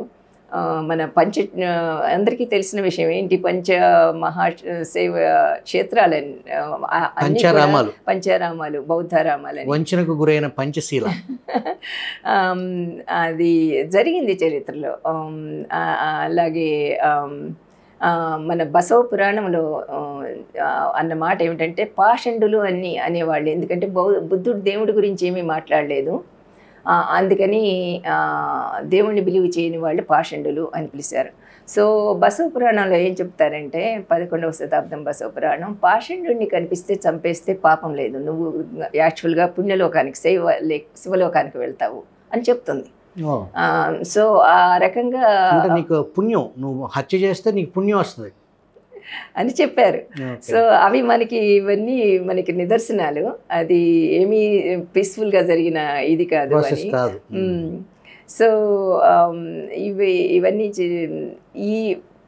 ఈ రైవల్రీ అది శ్రీలంకకు కూడా ఎక్స్టెండ్ అయింది. కాకపోతే బుద్ధిజము రాజులు పర్యవేక్షణలో ఉండటం వల్ల అది ఉన్నది. కాకపోతే రాజులు కూడా ఒకప్పుడు అనురాధపురం నుంచి ఇంకొక క్యాపిటల్కి మారవలసి వచ్చింది. ఎందుకంటే ఇక్కడి నుంచి ఎప్పుడు ఇన్వేషన్స్ అవుతున్నాయి, ఒక్కోసారి మలేషియా నుంచి కూడా జరిగినాయి, కానీ ఎక్కువ ఇన్వేషన్స్ ఇక్కడ నుంచి జరిగాయి. ఈస్ట్ కోస్ట్ నుంచి, ఈవెన్ ఒరిస్సా ప్రాంతం, కళింగ ప్రాంతం నుంచి కూడా వెళ్ళి ఇన్వేషన్స్ జరిగాయి. జరిగినప్పుడు పెద్ద ఇన్వేషన్, చోళ ఇన్వేషను 11th centuryలో అనురాధపుర క్యాపిటల్ని మార్చారు. చాలా ఏళ్ల తర్వాత 3వ శతాబ్దం, క్రీస్తుపూర్వం 3వ శతాబ్దం నుంచి 9వ శతాబ్దం వరకు ఉన్న అనురాధపుర క్యాపిటల్ మారి పోలన్నార్వా అనే ప్లేస్కి వెళ్ళింది. సో ఇలాంటి మార్పులు చేర్పులు వచ్చినప్పుడు బుద్ధిజం కూడా చాలా మార్పులు చేర్పులకు లోనయ్యింది. ఆ టైంలో వైష్ణవైట్ కల్ట్స్ కూడా చాలా వచ్చాయి అక్కడికి. సో వాళ్ళు ఏం చేశారంటే, ఇక్కడ మనం ఎలాగ బుద్ధుడిని మనము అవతారం కింద చేసాము వాళ్ళు విష్ణువుని బుద్ధ శాసనాన్ని పరిరక్షించేవాడిగా వర్షిప్ చేయటం. ఇప్పుడు వాళ్ళు కూడా దేవుళ్ళని వర్షిప్ చేస్తారు, కానీ దేవుళ్ళందరూ బుద్ధుడి కిందకు వస్తారు, బుద్ధుడే టాప్లో ఉంటాడు శ్రీలంకలో. సో వాళ్ళు వర్షిప్ చేసే విధానం, మనం వర్షిప్ చేసే విధానం అక్కడ తేడా ఉన్నది. ఇప్పుడు బుద్ధుని మొనాస్ట్రీలోకి వెళితే, బుద్ధుడి టెంపుల్లోకి వెళితే టెంపుల్ బుద్ధుడు ఉంటాడు మెయిన్. ఇక్కడ పక్కన ఉన్న ష్రైన్స్ ఒక్కొక్కసారి విష్ణు టెంపుల్ ఉంటుంది, ఇంకా అదర్ గాడ్స్ కూడా ఉంటారు. ఆయన గాడ్ కాదు, ఆయనని వాళ్ళు ఏంటంటే బుద్ధుడిని ఎప్పుడు కోరికలు అడగకూడదు. ఏంటంటే బుద్ధుడు మంచి మార్గాన్ని చూపిస్తాడు, నీకు మంచి జన్మ రావడానికి, లేకపోతే జన్మల నుంచి విముక్తి కలిగించడానికి ఎంత నువ్వు కృషి అనుసరించి ఆయన మార్గాన్ని చూపేవాడే. ఆయన కూడా చనిపోయాడు, ఆయన మాటలే వీళ్ళకి మార్గాలు. కానీ వాళ్ళు ఇంకా ఈ ప్రపంచంలో ఉన్నారు, వాళ్ళు సంసారం బాధలు, ఈతి బాధలు అన్నీ ఉంటాయి కదా. ఈ బాధలను ఎవరికి చెప్పుకొని ఎవరు తీరుస్తారు? ఈ గాడ్స్కి కూడా మనుషులకి కొంత లైఫే ఉంటే గాడ్స్కి కొంచెం ఎక్కువ లైఫ్ ఉంది, అంతే, పెద్ద తేడా లేదు. So gods are also vulnerable to particular time period అని అనుకుంటారు. ఇప్పుడు ఇండియాలో రామాయణం, రాముడు దేవుడు, శ్రీలంకలో రావణాసురుడు దేవుడి కింద కీర్తించడం అదేంటి అక్కడ? సో ఈ రామాయణము నేను మళ్ళీ వెనక్కి వెళ్ళి మనం 8వ శతాబ్దం నుంచి ఈ రకంగా చూపించినప్పుడు, శ్రీలంకని ఈవెంచువల్గా లంక అనేది వచ్చినప్పుడు వీళ్ళు ఈ భక్తి నాయనార్స్, ఆళ్వార్స్ కూడా దాన్ని ప్రమోట్ చేశారు. నేను చెప్పాను ఆళ్వార్స్ ఏ రకంగా చేశారంటే, రాముడు విష్ణు అవతారం అని చెప్పేసి బాగా ప్రమోట్ చేశారు. నాయనార్స్ ఏం చేశారంటే, రావణాసురుడు ఐడియల్ డివోటీ, ఆయనకంటే గొప్ప భక్తుడు లేడు. ఆయన ఎంత తపస్సు చేశాడు, ఎలాంటి ఘోర తపస్సు చేసి తన ఈవెన్ పక్కటెముకలు కూడా తీసి వీణ వాయించాడు. ఆయన అన్నిట్లోనూ ఎంతో గొప్పవాడు, ఒక్క ఈ తప్పే చేశాడు అని చెప్పేసి కొంతకాలం వరకు అలా ఉంది. రావణాసురుడు ఆ తప్పు చేశాడు కాబట్టి ఇప్పుడు ఎవరిని ప్రమోట్ చేయాలి అనేది ఆ టైంలో 14వ శతాబ్దంలో ఈ విభీషణుడు, అతని తమ్ముడిని, అతను చనిపోయాక వచ్చాడు కదా రాజు, విభీషణుడికి అంత ఇది లేకపోయినా కూడా విభీషణ్ణి దేవుడిగా చేయడానికి వన్ ఆఫ్ ద రీజన్స్ అని నేను అందులో తీసి చెప్తాను. ఇంకా చాలా ఉన్నాయి ఇది కారణాలు. అప్పుడు వైష్ణవ భక్తి ఎంత ఎక్కువగా ఉందో, విష్ణువుని ఎలాగా తగ్గించి చూపించాలి అనే దీని మీద కూడాను వాళ్ళు విష్ణు టెంపుల్స్ ఎక్కడ పడితే ఎక్కడ ఉన్నాయి, దానికి ప్రతిగా వాళ్ళు విభీషణుడి కూడా ఒక మాట చెప్తాను నేను, అది చూపిస్తాను ఆధారాలు. అప్పుడు బుద్ధిస్ట్ మాంక్స్ ఏ రకమైన స్ట్రాటజీ ఫాలో అయ్యారు అని చెప్పడం కోసము. సో ఇప్పుడు మీరు అడిగిన దానికి రావణాసురుడిది తర్వాతి కాలంలో రావణాసురుడికి కొంచెము ఎక్కువ పెద్దపేట వేయటం మొదలుపెట్టారు. ఎందుకంటే ఎస్పెషల్లీ ఇక్కడ రీసెంట్ ఈవెంట్స్, ఎల్టీటీఈ అందరికీ తెలిసిన విషయమే కదా, ఎల్టీటీని ఓడించడం అనేది చాలా 2009లో ఈవెన్ ఐక్యరాజ్య సమితి అందరి పిలుపుల్ని కూడా పెడచెవిన పెట్టి అప్పుడు ఉన్న ప్రెసిడెంట్ వెళ్ళిపోయి చాలా ఇన్నసెంట్ పీపుల్ మీద బాంబ్స్ చేసి, ఎందుకంటే ఎల్టీటీ ఎప్పుడు వాళ్ళ కింద వాళ్ళు ఎప్పుడైతే వాళ్ళు ఇంకా మేము గెలవలేము అనుకుంటారో వెళ్ళిపోయి ప్రజల చోట్ల దాక్కుంటారు. దాక్కున్నప్పుడు యూజువల్గా గవర్నమెంట్స్, ప్రీవియస్ గవర్నమెంట్స్ ఏం చేశాయంటే శ్రీలంకన్ గవర్నమెంట్స్ దే విత్డ్రూ, ఎందుకంటే వీళ్ళు బాంబులు వేస్తే వీళ్ళు చనిపోతారు కదా. కానీ ఆ టైంలో చేయలేదు వాళ్ళు.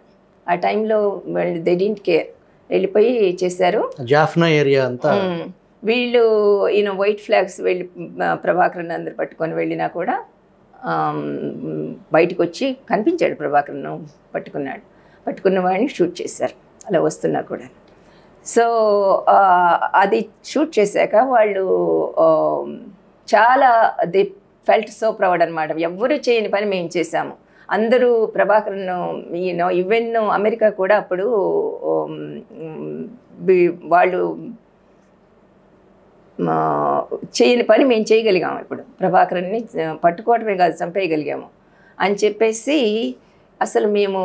ఇంకొకటి ఏంటంటే ఇండియాతో ఆ టైంలో ఉన్న ఈవెన్ ఇందిరాగాంధీ టైం నుంచి వాళ్ళకి చరిత్రలో కూడా ఒక్కొక్కసారి ఇప్పుడు ఈ చోళుల ఇన్వేషన్స్ ఇవన్నీ ఉన్నాయి కదా, వాళ్ళకి ఎప్పుడు కొంచెము లవ్ అండ్ హేట్ రిలేషన్షిప్ ఉన్నది ఇవన్నీ.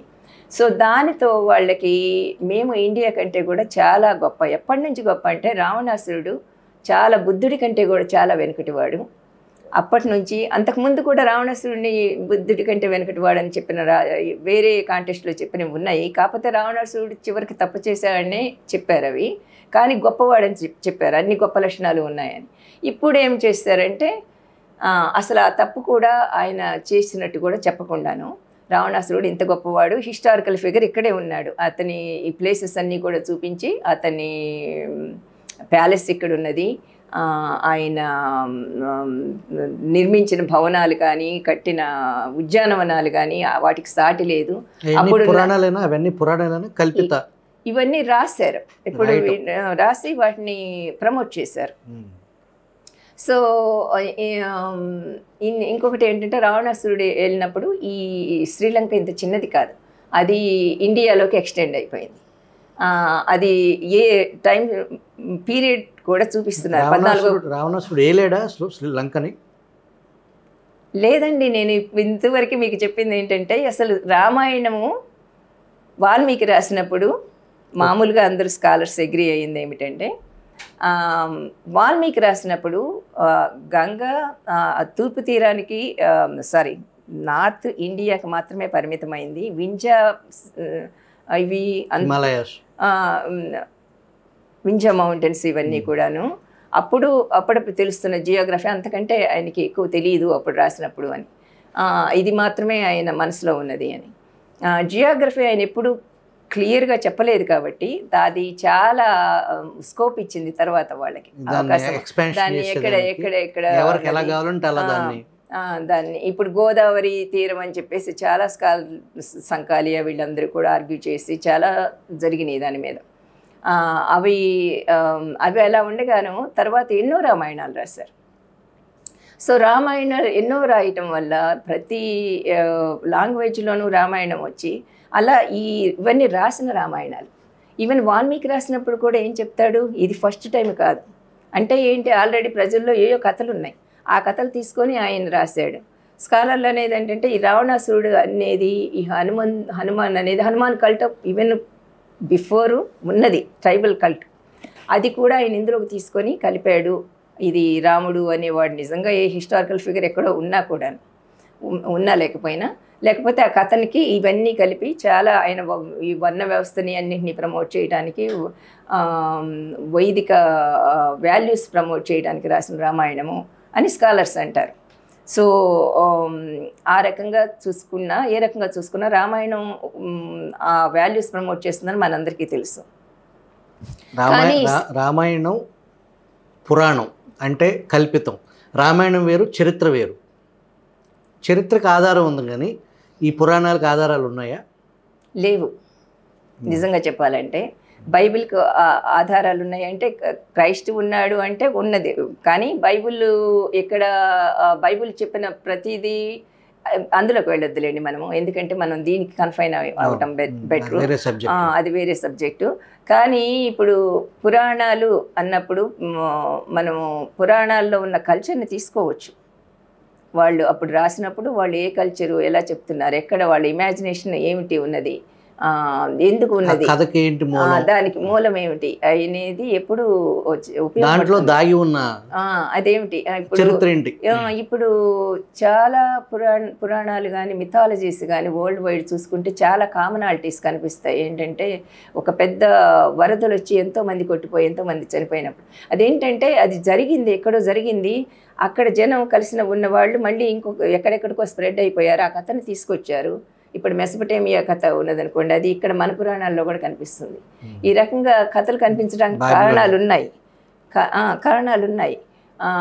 కానీ అది ఏమిటంటే అది విని విని మన చుట్టుపక్కలే జరిగింది అనుకుంటాం. అందుకే రామాయణము రాముడు లేని ప్లేస్ లేదు, సీత లేని ప్లేస్ లేదు. ఇప్పుడు ఆంధ్రాలో కూడా మనకి ఎన్నో ప్లేసెస్, ఇక్కడ రాముడు వచ్చాడు, అక్కడ సీత ఇది చేసింది అంటాము. శ్రీలంకలో కూడా అది ఉన్నది. సో శ్రీలంకలో ఎందుకున్నది అంటే ఇక్కడ నుంచి ఈవెన్ 14-15 శతాబ్దాల్లో వెళ్ళిన వాళ్ళు కూడా రామాయణం తీసుకొచ్చి వాళ్ళతో వచ్చి ఆ కథలు చెప్పుకొని ఆ చుట్టుపక్కల వాటిని కూడా ఐడెంటిఫై చేసింది. సీత ఇక్కడే ఉన్నది, సీత ఉన్న వనం ఇదే అని చెప్పుకోవడము. అలాగా అప్పుడు 13-14 శతాబ్దాల్లో చాలా ప్లేసెస్ రామాయణంతో ఐడెంటిఫై చేయడం జరిగింది. Harvard university women studies in religion అదేదో మీరు చేశారు కదా, దాని అనుభవాలు ఏమిటి? నేను నా పోస్ట్ డాక్టరల్ వర్క్కి నేను అప్లై చేశాను ఫెలో కింద. ఫెలోషిప్స్కి అప్లై చేసినప్పుడు 3 యూనివర్సిటీస్కి అప్లై చేశాను. Harvard university, Stanford, university of Chicago. లక్కీగా 3 వచ్చాయి, కానీ నేను హార్వర్డ్ ఎన్నుకున్నాను. ఎందుకంటే వాళ్ళు మంచి ఫెలోషిప్ ఇస్తున్నారని, ఉపయోగపడుతుంది అని చెప్పేసి పాపను కూడా తీసుకొని వెళ్ళాను. సో అక్కడ ఇది ఉమెన్స్ రిలీజియన్ ప్రోగ్రామ్ ఏమిటంటే ఇక్కడ ప్రపంచంలో ఎక్కడ ఆఫ్రికా నుంచి కానీ ఏ కాంటినెంట్ నుంచి కానీ వరల్డ్ స్కాలర్స్ని 5 స్కాలర్స్ని సెలెక్ట్ చేసుకుంటారు ఈచ్ ఇయర్. సో మేమందరం కలుస్తాము, మేము ఏ రీసెర్చ్ ప్రాజెక్ట్ మీద వచ్చామో దాని గురించి చెప్తాము. అలాగే టీచ్ కూడా చేస్తాం. ఇక్కడ ఉన్న డిగ్రీ అండ్ ఇక్కడ పోస్ట్ గ్రాడ్యుయేట్ అంటాం కదా, గ్రాడ్యుయేట్ స్టూడెంట్స్కి, అండర్ గ్రాడ్యుయేట్ స్టూడెంట్స్కి, అలాగే పిహెచ్డి చేసే వాళ్ళకి ఎవరికి అవసరమైతే వాళ్ళందరూ సైన్ చేస్తారు ఆ కోర్స్ కోసము, వాళ్ళకి టీచ్ చేస్తాము. సో వీళ్ళందరూ ఉమెన్ స్కాలర్సే, ఉమెన్ స్కాలర్స్ని ఎంకరేజ్ చేసే ప్రోగ్రామ్ అది. ఓకే. సో అది మై లాంచింగ్ ప్యాడ్ బేసికలీ. అక్కడికి వెళ్ళటం వల్ల నాకు అక్కడ నుంచి మళ్ళీ వేరే ప్లేసెస్కి వెళ్ళటము, టీచ్ చేయటము, ఇవన్నీ అవకాశాలు దొరికాయి. ఎన్ని యూనివర్సిటీల్లో మీరు అమెరికాలో ఎన్ని యూనివర్సిటీస్తో మీకు అనుబంధం ఉంది?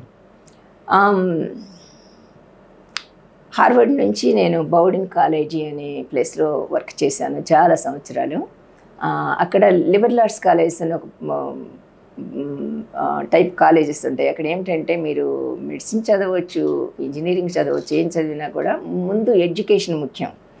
అంటే ఇక్కడ మనకి హై స్కూల్లో ఎడ్యుకేషన్ అయిపోతుంది, తర్వాత ఏదో ఒక రూట్ తీసుకోవచ్చు, కావాలంటే ఆర్ట్స్లోకి వెళ్ళొచ్చు, చదువుకోవచ్చు హ్యుమానిటీస్. అక్కడ అది ఏం అవకాశం కల్పిస్తుందంటే ఈ డిగ్రీ చేసే వాళ్ళకి తర్వాత మీ ఇంజనీరింగ్ సరిపడా ఏమైనా కోర్సులు తీసుకోవచ్చు, అలాగే మెడిసిన్కి సరిపడా కోర్సులు ఏమైనా తీసుకోవచ్చు. కానీ ఇక్కడ ఉన్నప్పుడు నీకు నచ్చిన కోర్సులన్నీ తీసుకోవచ్చు. చాలామంది ప్రొఫెసర్స్ ఉంటారు. ఒక క్లాస్ ఎంత చిన్నగా ఉంటుందంటే 2-3 కూడా ఉండొచ్చు. ఇంతమంది ప్రొఫెసర్స్ ఉన్నప్పుడు వాళ్ళకి కావాల్సిన కోర్సులు ఎన్నుకోవచ్చు.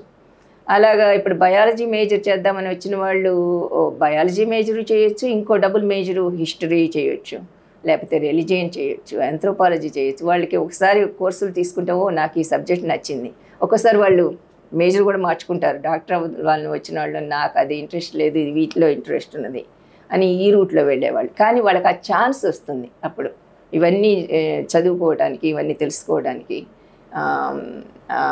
అవకాశం కల్పిస్తాయి ఈ కాలేజెస్. ఇప్పుడు జాతీయ అంతర్జాతీయ సెమినార్లు ఇప్పటివరకు ఎన్ని మీరు నిర్వహించారు? మీరు రాసిన బుక్స్ ఏంటవి? సో ఇక్కడ ఉండగా నేను కొన్ని మన ఈవెన్ ఆంధ్ర హిస్టరీ కాంగ్రెస్లో కూడా అటెండ్ అయ్యాను, రీజినల్ అండ్ నేషనల్ లెవెల్. తర్వాత అక్కడికి వెళ్ళాక మొత్తం అంతా కలిపి ఒక 45 కాన్ఫరెన్సెస్. చాలా వాటిలో నేను మాకు అక్కడ అమెరికాలో పద్ధతి ఏమిటంటే ఒక్కొక్కసారి మనం ప్రపోజ్ చేసి మిగతా స్కాలర్స్ని కూడా కలిపి ఒక సెషన్ ఏర్పాటు చేస్తాం. అలా చేశాను. అలా చేసినవే నేను తర్వాత పబ్లిష్ కూడా 46 జర్నల్స్లో, రీసెర్చ్ జర్నల్స్లో పబ్లిష్ చేశాను ఆర్టికల్స్. నేను పబ్లిష్ చేసినవి బుక్స్ 4 సోఫార్. నా పిహెచ్డి థీసిస్ పబ్లిష్ చేశాను. తర్వాత బుద్ధిజం మీద పబ్లిష్ చేశాను. అది ఆంధ్ర కృష్ణా రివర్ వ్యాలీ మీద చేశారా? చేశాను. Buddhism in the Krishna river valley అనే టైటిల్ తోటి పబ్లిష్ చేశాను. అది యాక్చువల్గా నేను ఇక్కడ మీకు చెప్పాను ఇంతకుముందు, ఓడరేవులు, పాత ఓడరేవులకి యాక్చువల్గా బౌద్ధానికి ఉన్న సంబంధం ఏమిటి, వాటికి ఎక్స్ప్లోర్ చేస్తున్నప్పుడు చాలా సముద్రానికి దగ్గరలో ఉన్నదో లేకపోతే నదులు కానీ చిన్న చిన్న నదులు కానీ సముద్రంలో కలిసే దగ్గర ఈ బుద్ధిస్ట్ ఎస్టాబ్లిష్మెంట్స్ ఉండటము, ఒక్కొక్కసారి అవే బీకన్స్గా ఉపయోగపడటం. వాడిని వెనకటి రోజుల్లో ఎక్కువ ట్రేడ్ ఎలా జరిగేదంటే ఇన్ని రోడ్లు, రహదారులు, ల్యాండ్ రూట్స్ అంత సేఫ్టీ ఉండేది కాదు, ఎక్కువ అడవులు ఉండేవి. ఈవెన్ నార్త్ ఇండియా నుంచి సౌత్ ఇండియా మనకి ఫస్ట్ ఎవిడెన్స్ ఏం కనిపిస్తుందంటే ఈ కాయిన్స్ క్రీస్తుపూర్వం 6వ శతాబ్దం నాటి కాయిన్స్ ఇవన్నీ కూడా ఇలా వచ్చినాయి. ట్రేడ్ ద్వారా వచ్చినవి. ఎలా వచ్చాయంటే వాళ్ళు కోస్టల్ ట్రేడ్ చేసేవాళ్ళు, జలమార్గం. అక్కడి నుంచి మళ్ళీ లోపల ల్యాండ్ రూట్కి ఎలా వచ్చేవాళ్ళు అంటే ఈ through the mouth of the river inland కూడా వెళ్ళేవాళ్ళు. తర్వాత కొన్ని ల్యాండ్ రూట్స్ ఉండేవి. ఆ ల్యాండ్ రూట్స్ పక్కన కూడా ఈ బుద్ధిస్ట్ స్తూపాలు కనిపిస్తాయి మనకి. సో అలా ఉండేది అప్పుడు. ఈ రెండింటికి ఉన్న సంబంధం ఏంటి అనే దానిలో నేను మొదలుపెట్టాను రీసెర్చ్ మామూలుగాను. తర్వాత దాని మీద నేను పుస్తకం రాయాలని అభిప్రాయం ఉండేది, కానీ అక్కడికి ఇంకొక ప్రాజెక్ట్ మీద వెళ్ళానని చెప్పాను కదా. తర్వాత ఏం చేశానంటే నేను అప్పటికి కొన్ని పబ్లిష్ చేశాను ఆర్టికల్స్. నాది కొంత రీసెర్చ్ అలాగే ఉన్నది. నేను వేరే జాబ్స్ కూడా తీసుకున్నాను అప్పుడు ఈ శ్రీలంకలో ఇవి నేను. సో అప్పుడు వేరే స్కాలర్స్ని కూడా కలిసి ఇవి ఒక సంకలనం తీసుకొచ్చాము. దానిలో అందులో నేను రాసిన 2 వ్యాసాలు, ఒక వ్యాసం నా సొంతగా రాసింది, ఇంకొకటి ఇంకో స్కాలర్తో కలిపి రాసింది. నేను రాసిన దానికి ఏమిటంటే ఆంధ్రాలో బుద్ధిజం అన్నిటికంటే ముందుగా ఎలాగంటే ఇక్కడ ఈ సౌత్ ఇండియాలో చూసుకుంటే ఈ పెనిన్సులర్ ఇండియాలో మనకి బుద్ధుడు ఉన్న కాలంలోనే వచ్చింది, అంత ఎర్లీగా వచ్చింది. అలాగే చాలా క్రీస్తుపూర్వం 3వ శతాబ్దం నుంచి క్రీస్తు శకం 3వ శతాబ్దం వరకు చాలా ప్రాచుర్యంలో ఉంది. అడుగడుగునా కూడా బౌద్ధారామాలు కనిపిస్తున్నాయి. ఇప్పుడు మనం ఎన్నో ఐడెంటిఫై చేశాము. ఇప్పుడు ఇక్కడున్న పురాతన ఆలయాలు ఒకనాటి బౌద్ధారామాలేనా? అన్నీ కావు, అన్నీ కావు. నేను ఇందాక చెప్పినట్టుగా కొన్ని అన్నమాట. సో కారణాలు కూడా చెప్పాను ఎలాగ అయిపోయినాయి. కానీ బౌద్ధము 14వ శతాబ్దం వరకు కంటిన్యూ అయింది. ఇప్పుడు కొన్ని సెంటర్స్లో అమరావతి ఒకటి. అమరావతి బుద్ధిజానికి అమరావతి బుద్ధిజం చాలా దేశాలను ఇన్ఫ్లుయెన్స్ చేసింది. అమరావతి స్కూల్ ఆఫ్ ఆర్ట్ అనేది మనకి అది కాయిన్ చేశారు ముందు బ్రిటిష్ స్కాలర్సే. అది చూడొచ్చు మీరు, అమరావతి బుద్ధుడు కానీ అంతకుముందు అమరావతి స్తూపాలు, అక్కడ ఉన్న స్తూపాలు కానీ ఆ రకమైన ఆర్కిటెక్చరు శ్రీలంకలో కానీ. మొత్తం మనకి ఎన్ని స్కూల్స్ ఉన్నాయి ఆర్ట్ స్కూల్స్ ఇండియాలో? అప్పుడు 3 స్కూల్స్ బుద్ధిస్ట్ ఆర్ట్ అప్పుడు వాళ్ళు కనిపించింది. గాంధార ఆర్ట్ అని చెప్పేసి, Mathura art, Amaravati school of art. So first Indian సబ్ కాంటినెంట్లో ఒక మనిషి ఆకారాన్ని రాతి మీద చెక్కిన స్కూల్స్ బుద్ధిజం కోసం ఏర్పాటు చేసిన స్కూల్స్ అనొచ్చా? మీరు చాలా అది చాలా పెద్ద సబ్జెక్ట్ అండి. ఆ, ఎవరు ఫస్ట్ ఇలాగా ఆకారాన్ని చెక్కారు అనే దాని మీద ఒక ఆయన డి కరోలి అని ఆయన ఒక బుక్ రాశారు ఈ మధ్యనే. నేను యూనివర్సిటీ ఆఫ్ చికాగోలో మీరు ఇందాక అడిగిన ప్రశ్నకి సమాధానం చెప్పలేదు, అది కంప్లీట్గా. మీరు 2 ప్రశ్నలు అడిగారు కదా, రెండో ప్రశ్న ఎక్కడెక్కడ టీచ్ చేసామనేది. లాస్ట్లో నేను చేసింది 2 సంవత్సరాలు యూనివర్సిటీ ఆఫ్ చికాగోలో.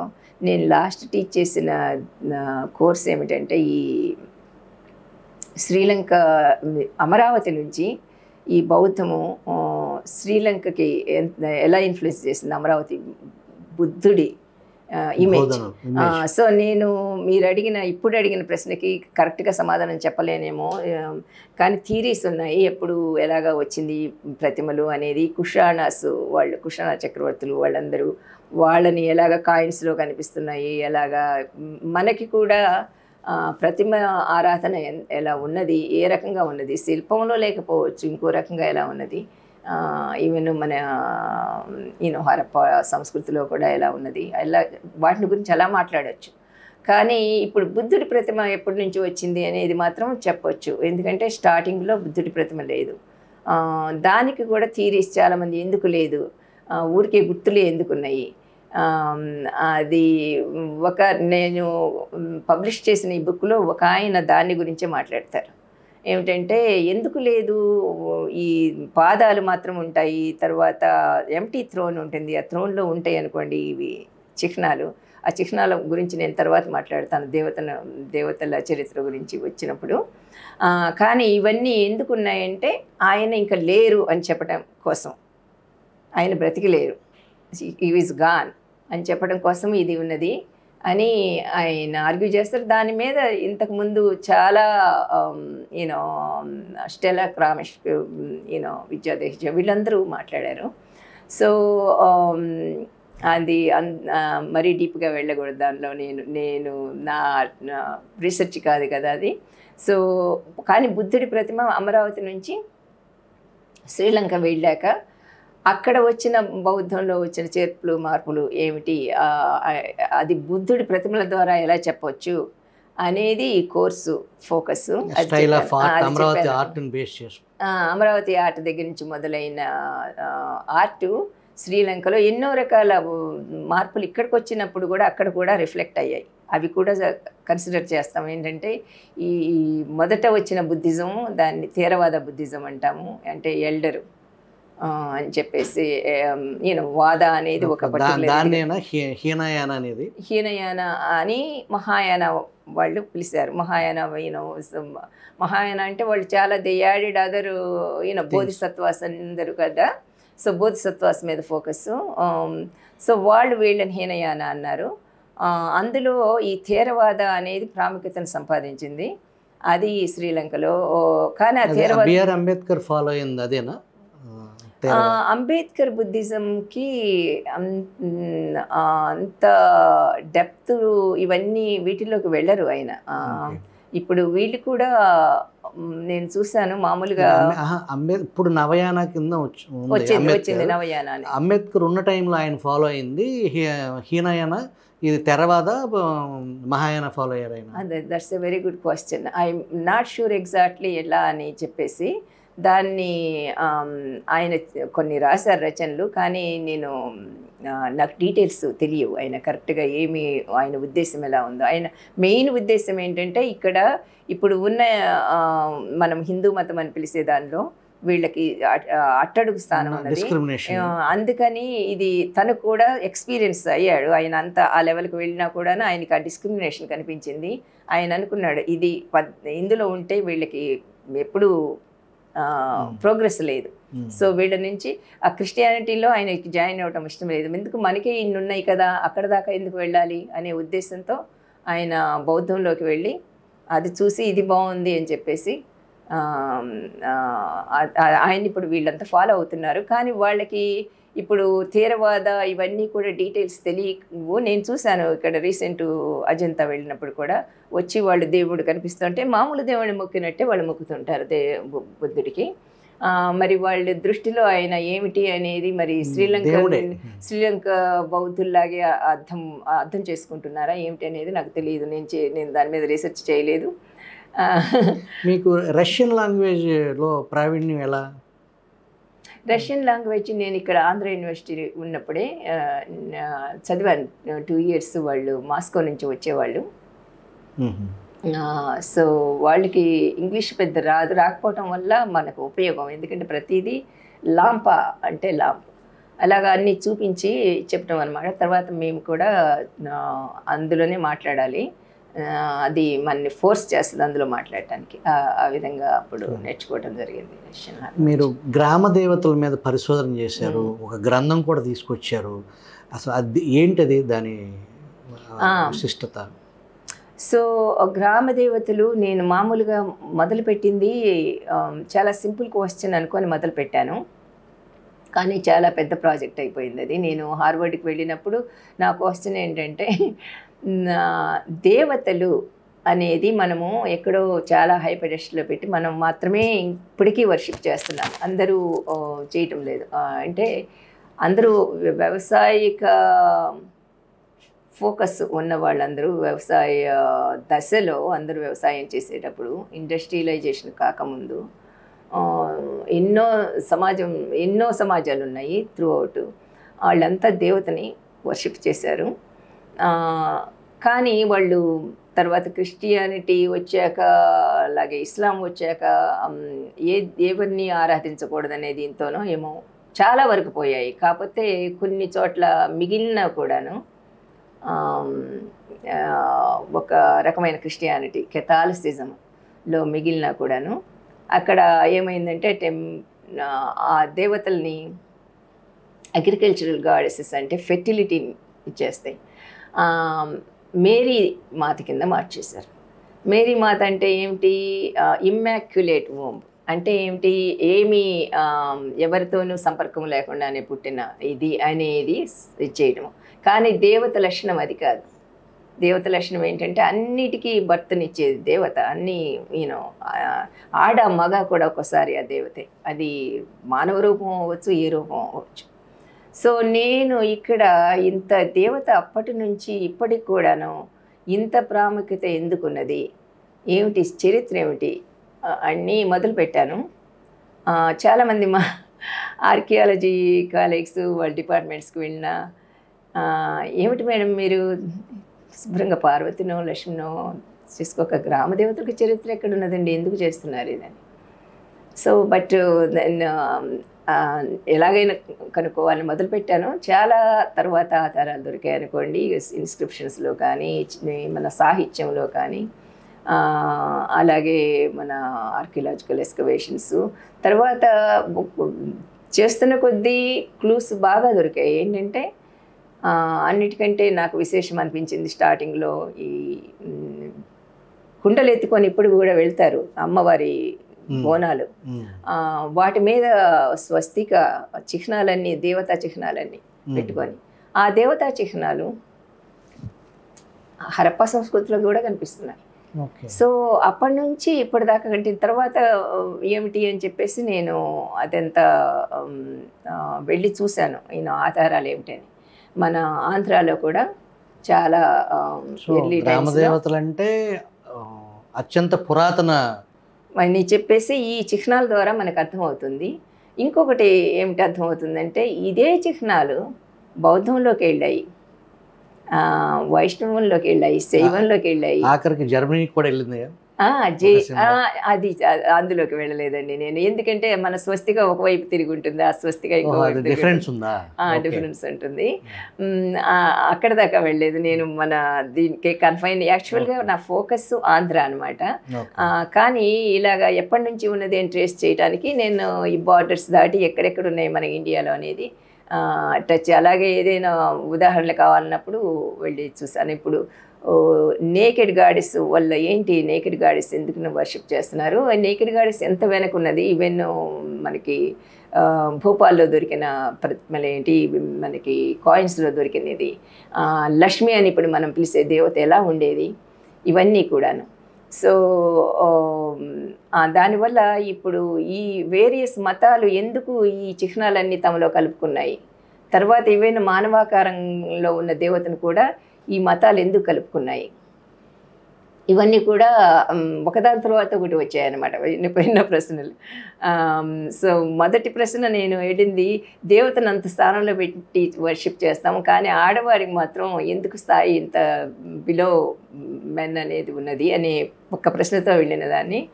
ఇది మొదలుపెట్టి చేసిన కొద్దీ చాలా విషయాల్లోకి వెళ్ళాల్సి వచ్చింది. ఈవెన్ నేను అనుకోని ఏరియాస్లోకి వెళ్ళవలసి వచ్చింది, బౌద్ధంలోకి, వైష్ణవంలోకి, శైవంలోకి, జైనంలోకి ఇవన్నీ ట్రేస్ చేసి వాళ్ళు ఈ చిహ్నాలను ఏ రకంగా అన్వయించుకున్నారు, ఎందుకు ఈ చిహ్నాలను తీసుకున్నారు వాళ్ళు.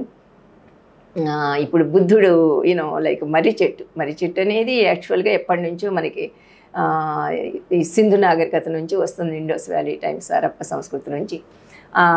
కానీ ఆ తర్వాత ఎలాగ బుద్ధిజంలో దాన్ని చూసి, అలాగే నాగదేవతని ఎలాగ చూశారు బుద్ధిజంలో, అలాగే శైవులు ఏం చేశారు నాగుల్ని, వైష్ణవులు ఏం చేశారు నాగుల్ని. ఈ నాగ అనేది సౌండ్ ఫస్ట్ టైం ఇప్పుడు మీ హిస్టరీ, మీ రీసెర్చ్లో ఇది బుద్ధిజంతో స్టార్ట్ అయిందా, నాగ బిఫోర్ ఉందా? నాగజాతి ఇప్పుడు వీళ్ళందరూ ట్రైబ్స్ ఉన్నారు కదండి, వాళ్ళకి ఒక్కొక్క జాతి ఉంటుంది కదా, అలాగే నాగజాతులు చాలా మంది ఉన్నారు ఇక్కడ. సో వాళ్ళు నాగుల్ని వర్షిప్ చేస్తున్నారు, దేవత కింద వర్షిప్ చేస్తున్నారు, నాగదేవత. తర్వాత ఇప్పుడు శైవంలోకి వెళ్ళాక ఆ నాగదేవత సుబ్రహ్మణ్యేశ్వర స్వామి అయ్యాడు. అలాగే వైష్ణవంలోకి వెళ్ళాక ఆ నాగదేవత విష్ణువు తల్పం అయిపోయింది. అలాగ బౌద్ధంలో ముచ్చలింద నాగ, ఇలాగా వేరే వేరే పేర్లతో నాగ వర్షిప్. ఎందుకంటే అందరూ నాగుల్ని వీళ్ళని నేను చెప్పేది ఏంటంటే, ఇక్కడ నేను రాసిన వ్యాసంలో ఇక్కడ ఆంధ్రులు ఉన్నారు. ఇప్పుడు బుద్ధిజం వచ్చినప్పుడు వాళ్ళకి ఏమి కొత్త లేదు, ఎందుకంటే ఆల్రెడీ వాళ్ళ యాన్సిస్టర్స్ని పెద్దలని వాళ్ళు ఏ రకంగా వాళ్ళు పెద్దవాళ్ళు మనకేమీ తెలియదు డీటెయిల్స్. మనకి ఆర్కియలాజికల్ తవ్వకాల్లో ఏం కనిపిస్తుందంటే పెద్ద పెద్ద బండరాళ్లతో వాళ్ళు సమాధులు నిర్మించి వాటిని వర్షిప్ చేస్తున్నారు. అవి కూడా ఎన్నో రకాలు, చక్రం ఆకారము, ఇలాగ రకరకాల ఆకారాలు. అదే ప్లేస్లో పై లేయర్లో మనకి బుద్ధిస్ట్ స్తూపాలు కనిపిస్తాయి, అదే రకమైన ఆకారాలు వాళ్ళు ఫాలో అయ్యారు. సో వాళ్ళు బుద్ధిస్ట్ స్తూపము కూడా ఏంటండి, బుద్ధుడి రిమైన్స్ ఉన్నది, లేకపోతే బుద్ధుడి బౌలో ఏదో ఉన్నది, ఆయన బుద్ధుడి గుర్తుగా నిర్మించేదే స్తూపం. సో అది కూడా అస్థికల్ని వర్షిప్ చేసినట్టే కదా. సో అది కాన్సెప్ట్ కూడా సేమ్. తర్వాత వాళ్ళు ఏం చేశారంటే, వీళ్ళు లోకల్ పీపుల్ వర్షిప్ చేసేవన్నీ గుర్తులు కూడా దాని మీద ఉన్నాయి. ఒక చెట్టు ఉండేది పక్కన, వీళ్ళు వెళ్ళి చెట్టును వర్షిప్ చేసుకోవచ్చు ఎప్పుడులాగానే దేవతని. ఆ రకమైన ప్రొవిజన్ కూడా వాళ్ళు కల్పించారు. అందుకని వాళ్ళకి కొత్తగా ఏమీ లేదు బుద్ధుడిని వర్షిప్ చేయటంతో ఇవన్నిటితో కూడా.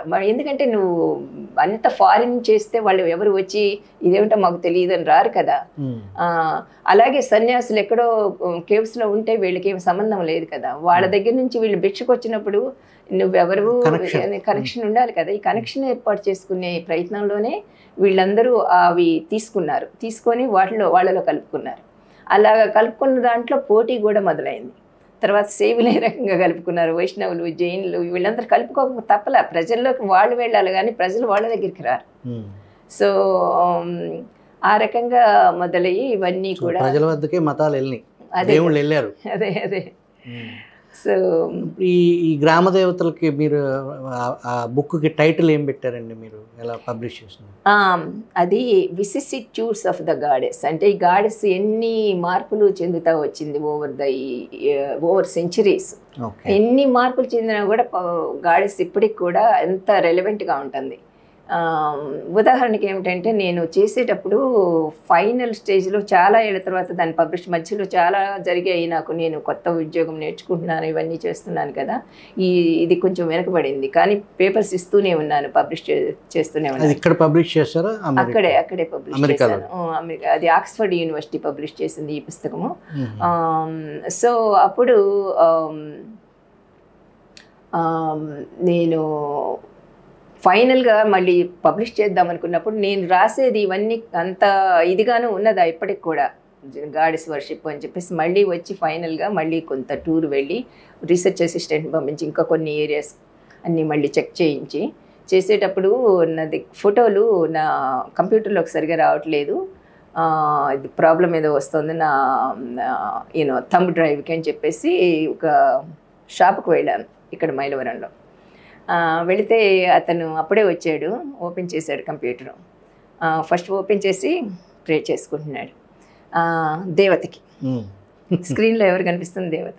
ఆ దేవత వెనకటి కాలంలో వేటాడే జనులు వర్షిప్ చేశారు, ఆ తర్వాత వ్యవసాయ జనులు వాళ్ళు వ్యవసాయం కోసం. ఎందుకంటే అన్నీ దేవత ఏమిస్తుంది, దేవతను ఏ రకంగా ఆరాధించారు, ఆమె ఫలదాయిని ఫలప్రదాయిని, ఆమె అన్నీ ఇస్తుంది. ఆమె లేకపోతే ఇవన్నీ లేవు. ఏంటి మన ఆవుల మందలు పెరగాలి, ఇవన్నీ గేదెల మందలు పెరగాలి, ఇవన్నీ కావాలంటే ఆమెను వర్షిప్ చేయాలి, లేకపోతే ఏదో వచ్చేసి ఎత్తుకుపోతుంది అమ్మవారు. సో పిల్లల్ని చిన్న పిల్లల్ని ఎత్తుకుపోతుంది. సో మన జనం వృద్ధి అవ్వాలంటే ఆమె కావాలి, అలాగే పంటలు సరిగా పండాలంటే ఆమె కావాలి. ఈయన మొక్కలు ఈయన విత్తనాలు పెట్టి విత్తనాలు మొలకలు అమ్మవారికి ఎందుకు పూజిస్తారు? ఎందుకు పూజిస్తారు? అందులో ఆమె ఉన్నది. ఈ పేడని చేసి పూజిస్తారు, ఎందుకంటే పేడ వల్లే మనకి అవన్నీ వస్తాయి ఆ భూమిలో మొలకలన్నీ. సో ఆ రకంగా ఆ దేవత ఆ రకంగా వాళ్ళకి అవసరం. ఇప్పుడు కంప్యూటర్ యుగం వచ్చినా కూడా ఆమె అవసరమే ఉంది, అందుకని ఇప్పటికి కూడా ఆమె రెలవెన్సీ ఉంది. మధ్యలో రాజులు వచ్చారు, రాజులు వచ్చినప్పుడు ఏమిటి, ఆమె దుర్గా, ఆమె కాళీ. ఏ గ్రామాన్ని వాళ్ళు క్యాపిటల్ చేసుకొని రూల్ చేశారో ఆ గ్రామ దేవత వాళ్ళ దేవత అయిపోయింది. ఆ దేవత వాళ్ళకి ఖడ్గాన్ని ఇస్తుందని చెప్పారు, ఆ ఖడ్గంతోనే వాళ్ళు వెళ్ళిపోయి ఇంకా వేరే రాజ్యాన్ని విస్తరించడం చేశారు. సో ఆ రకంగా వాళ్ళకి యుద్ధ దేవత అయింది. ఆమె ఆశీస్సులు లేకుండా వెళ్ళేవాళ్ళు కాదు యుద్ధానికి.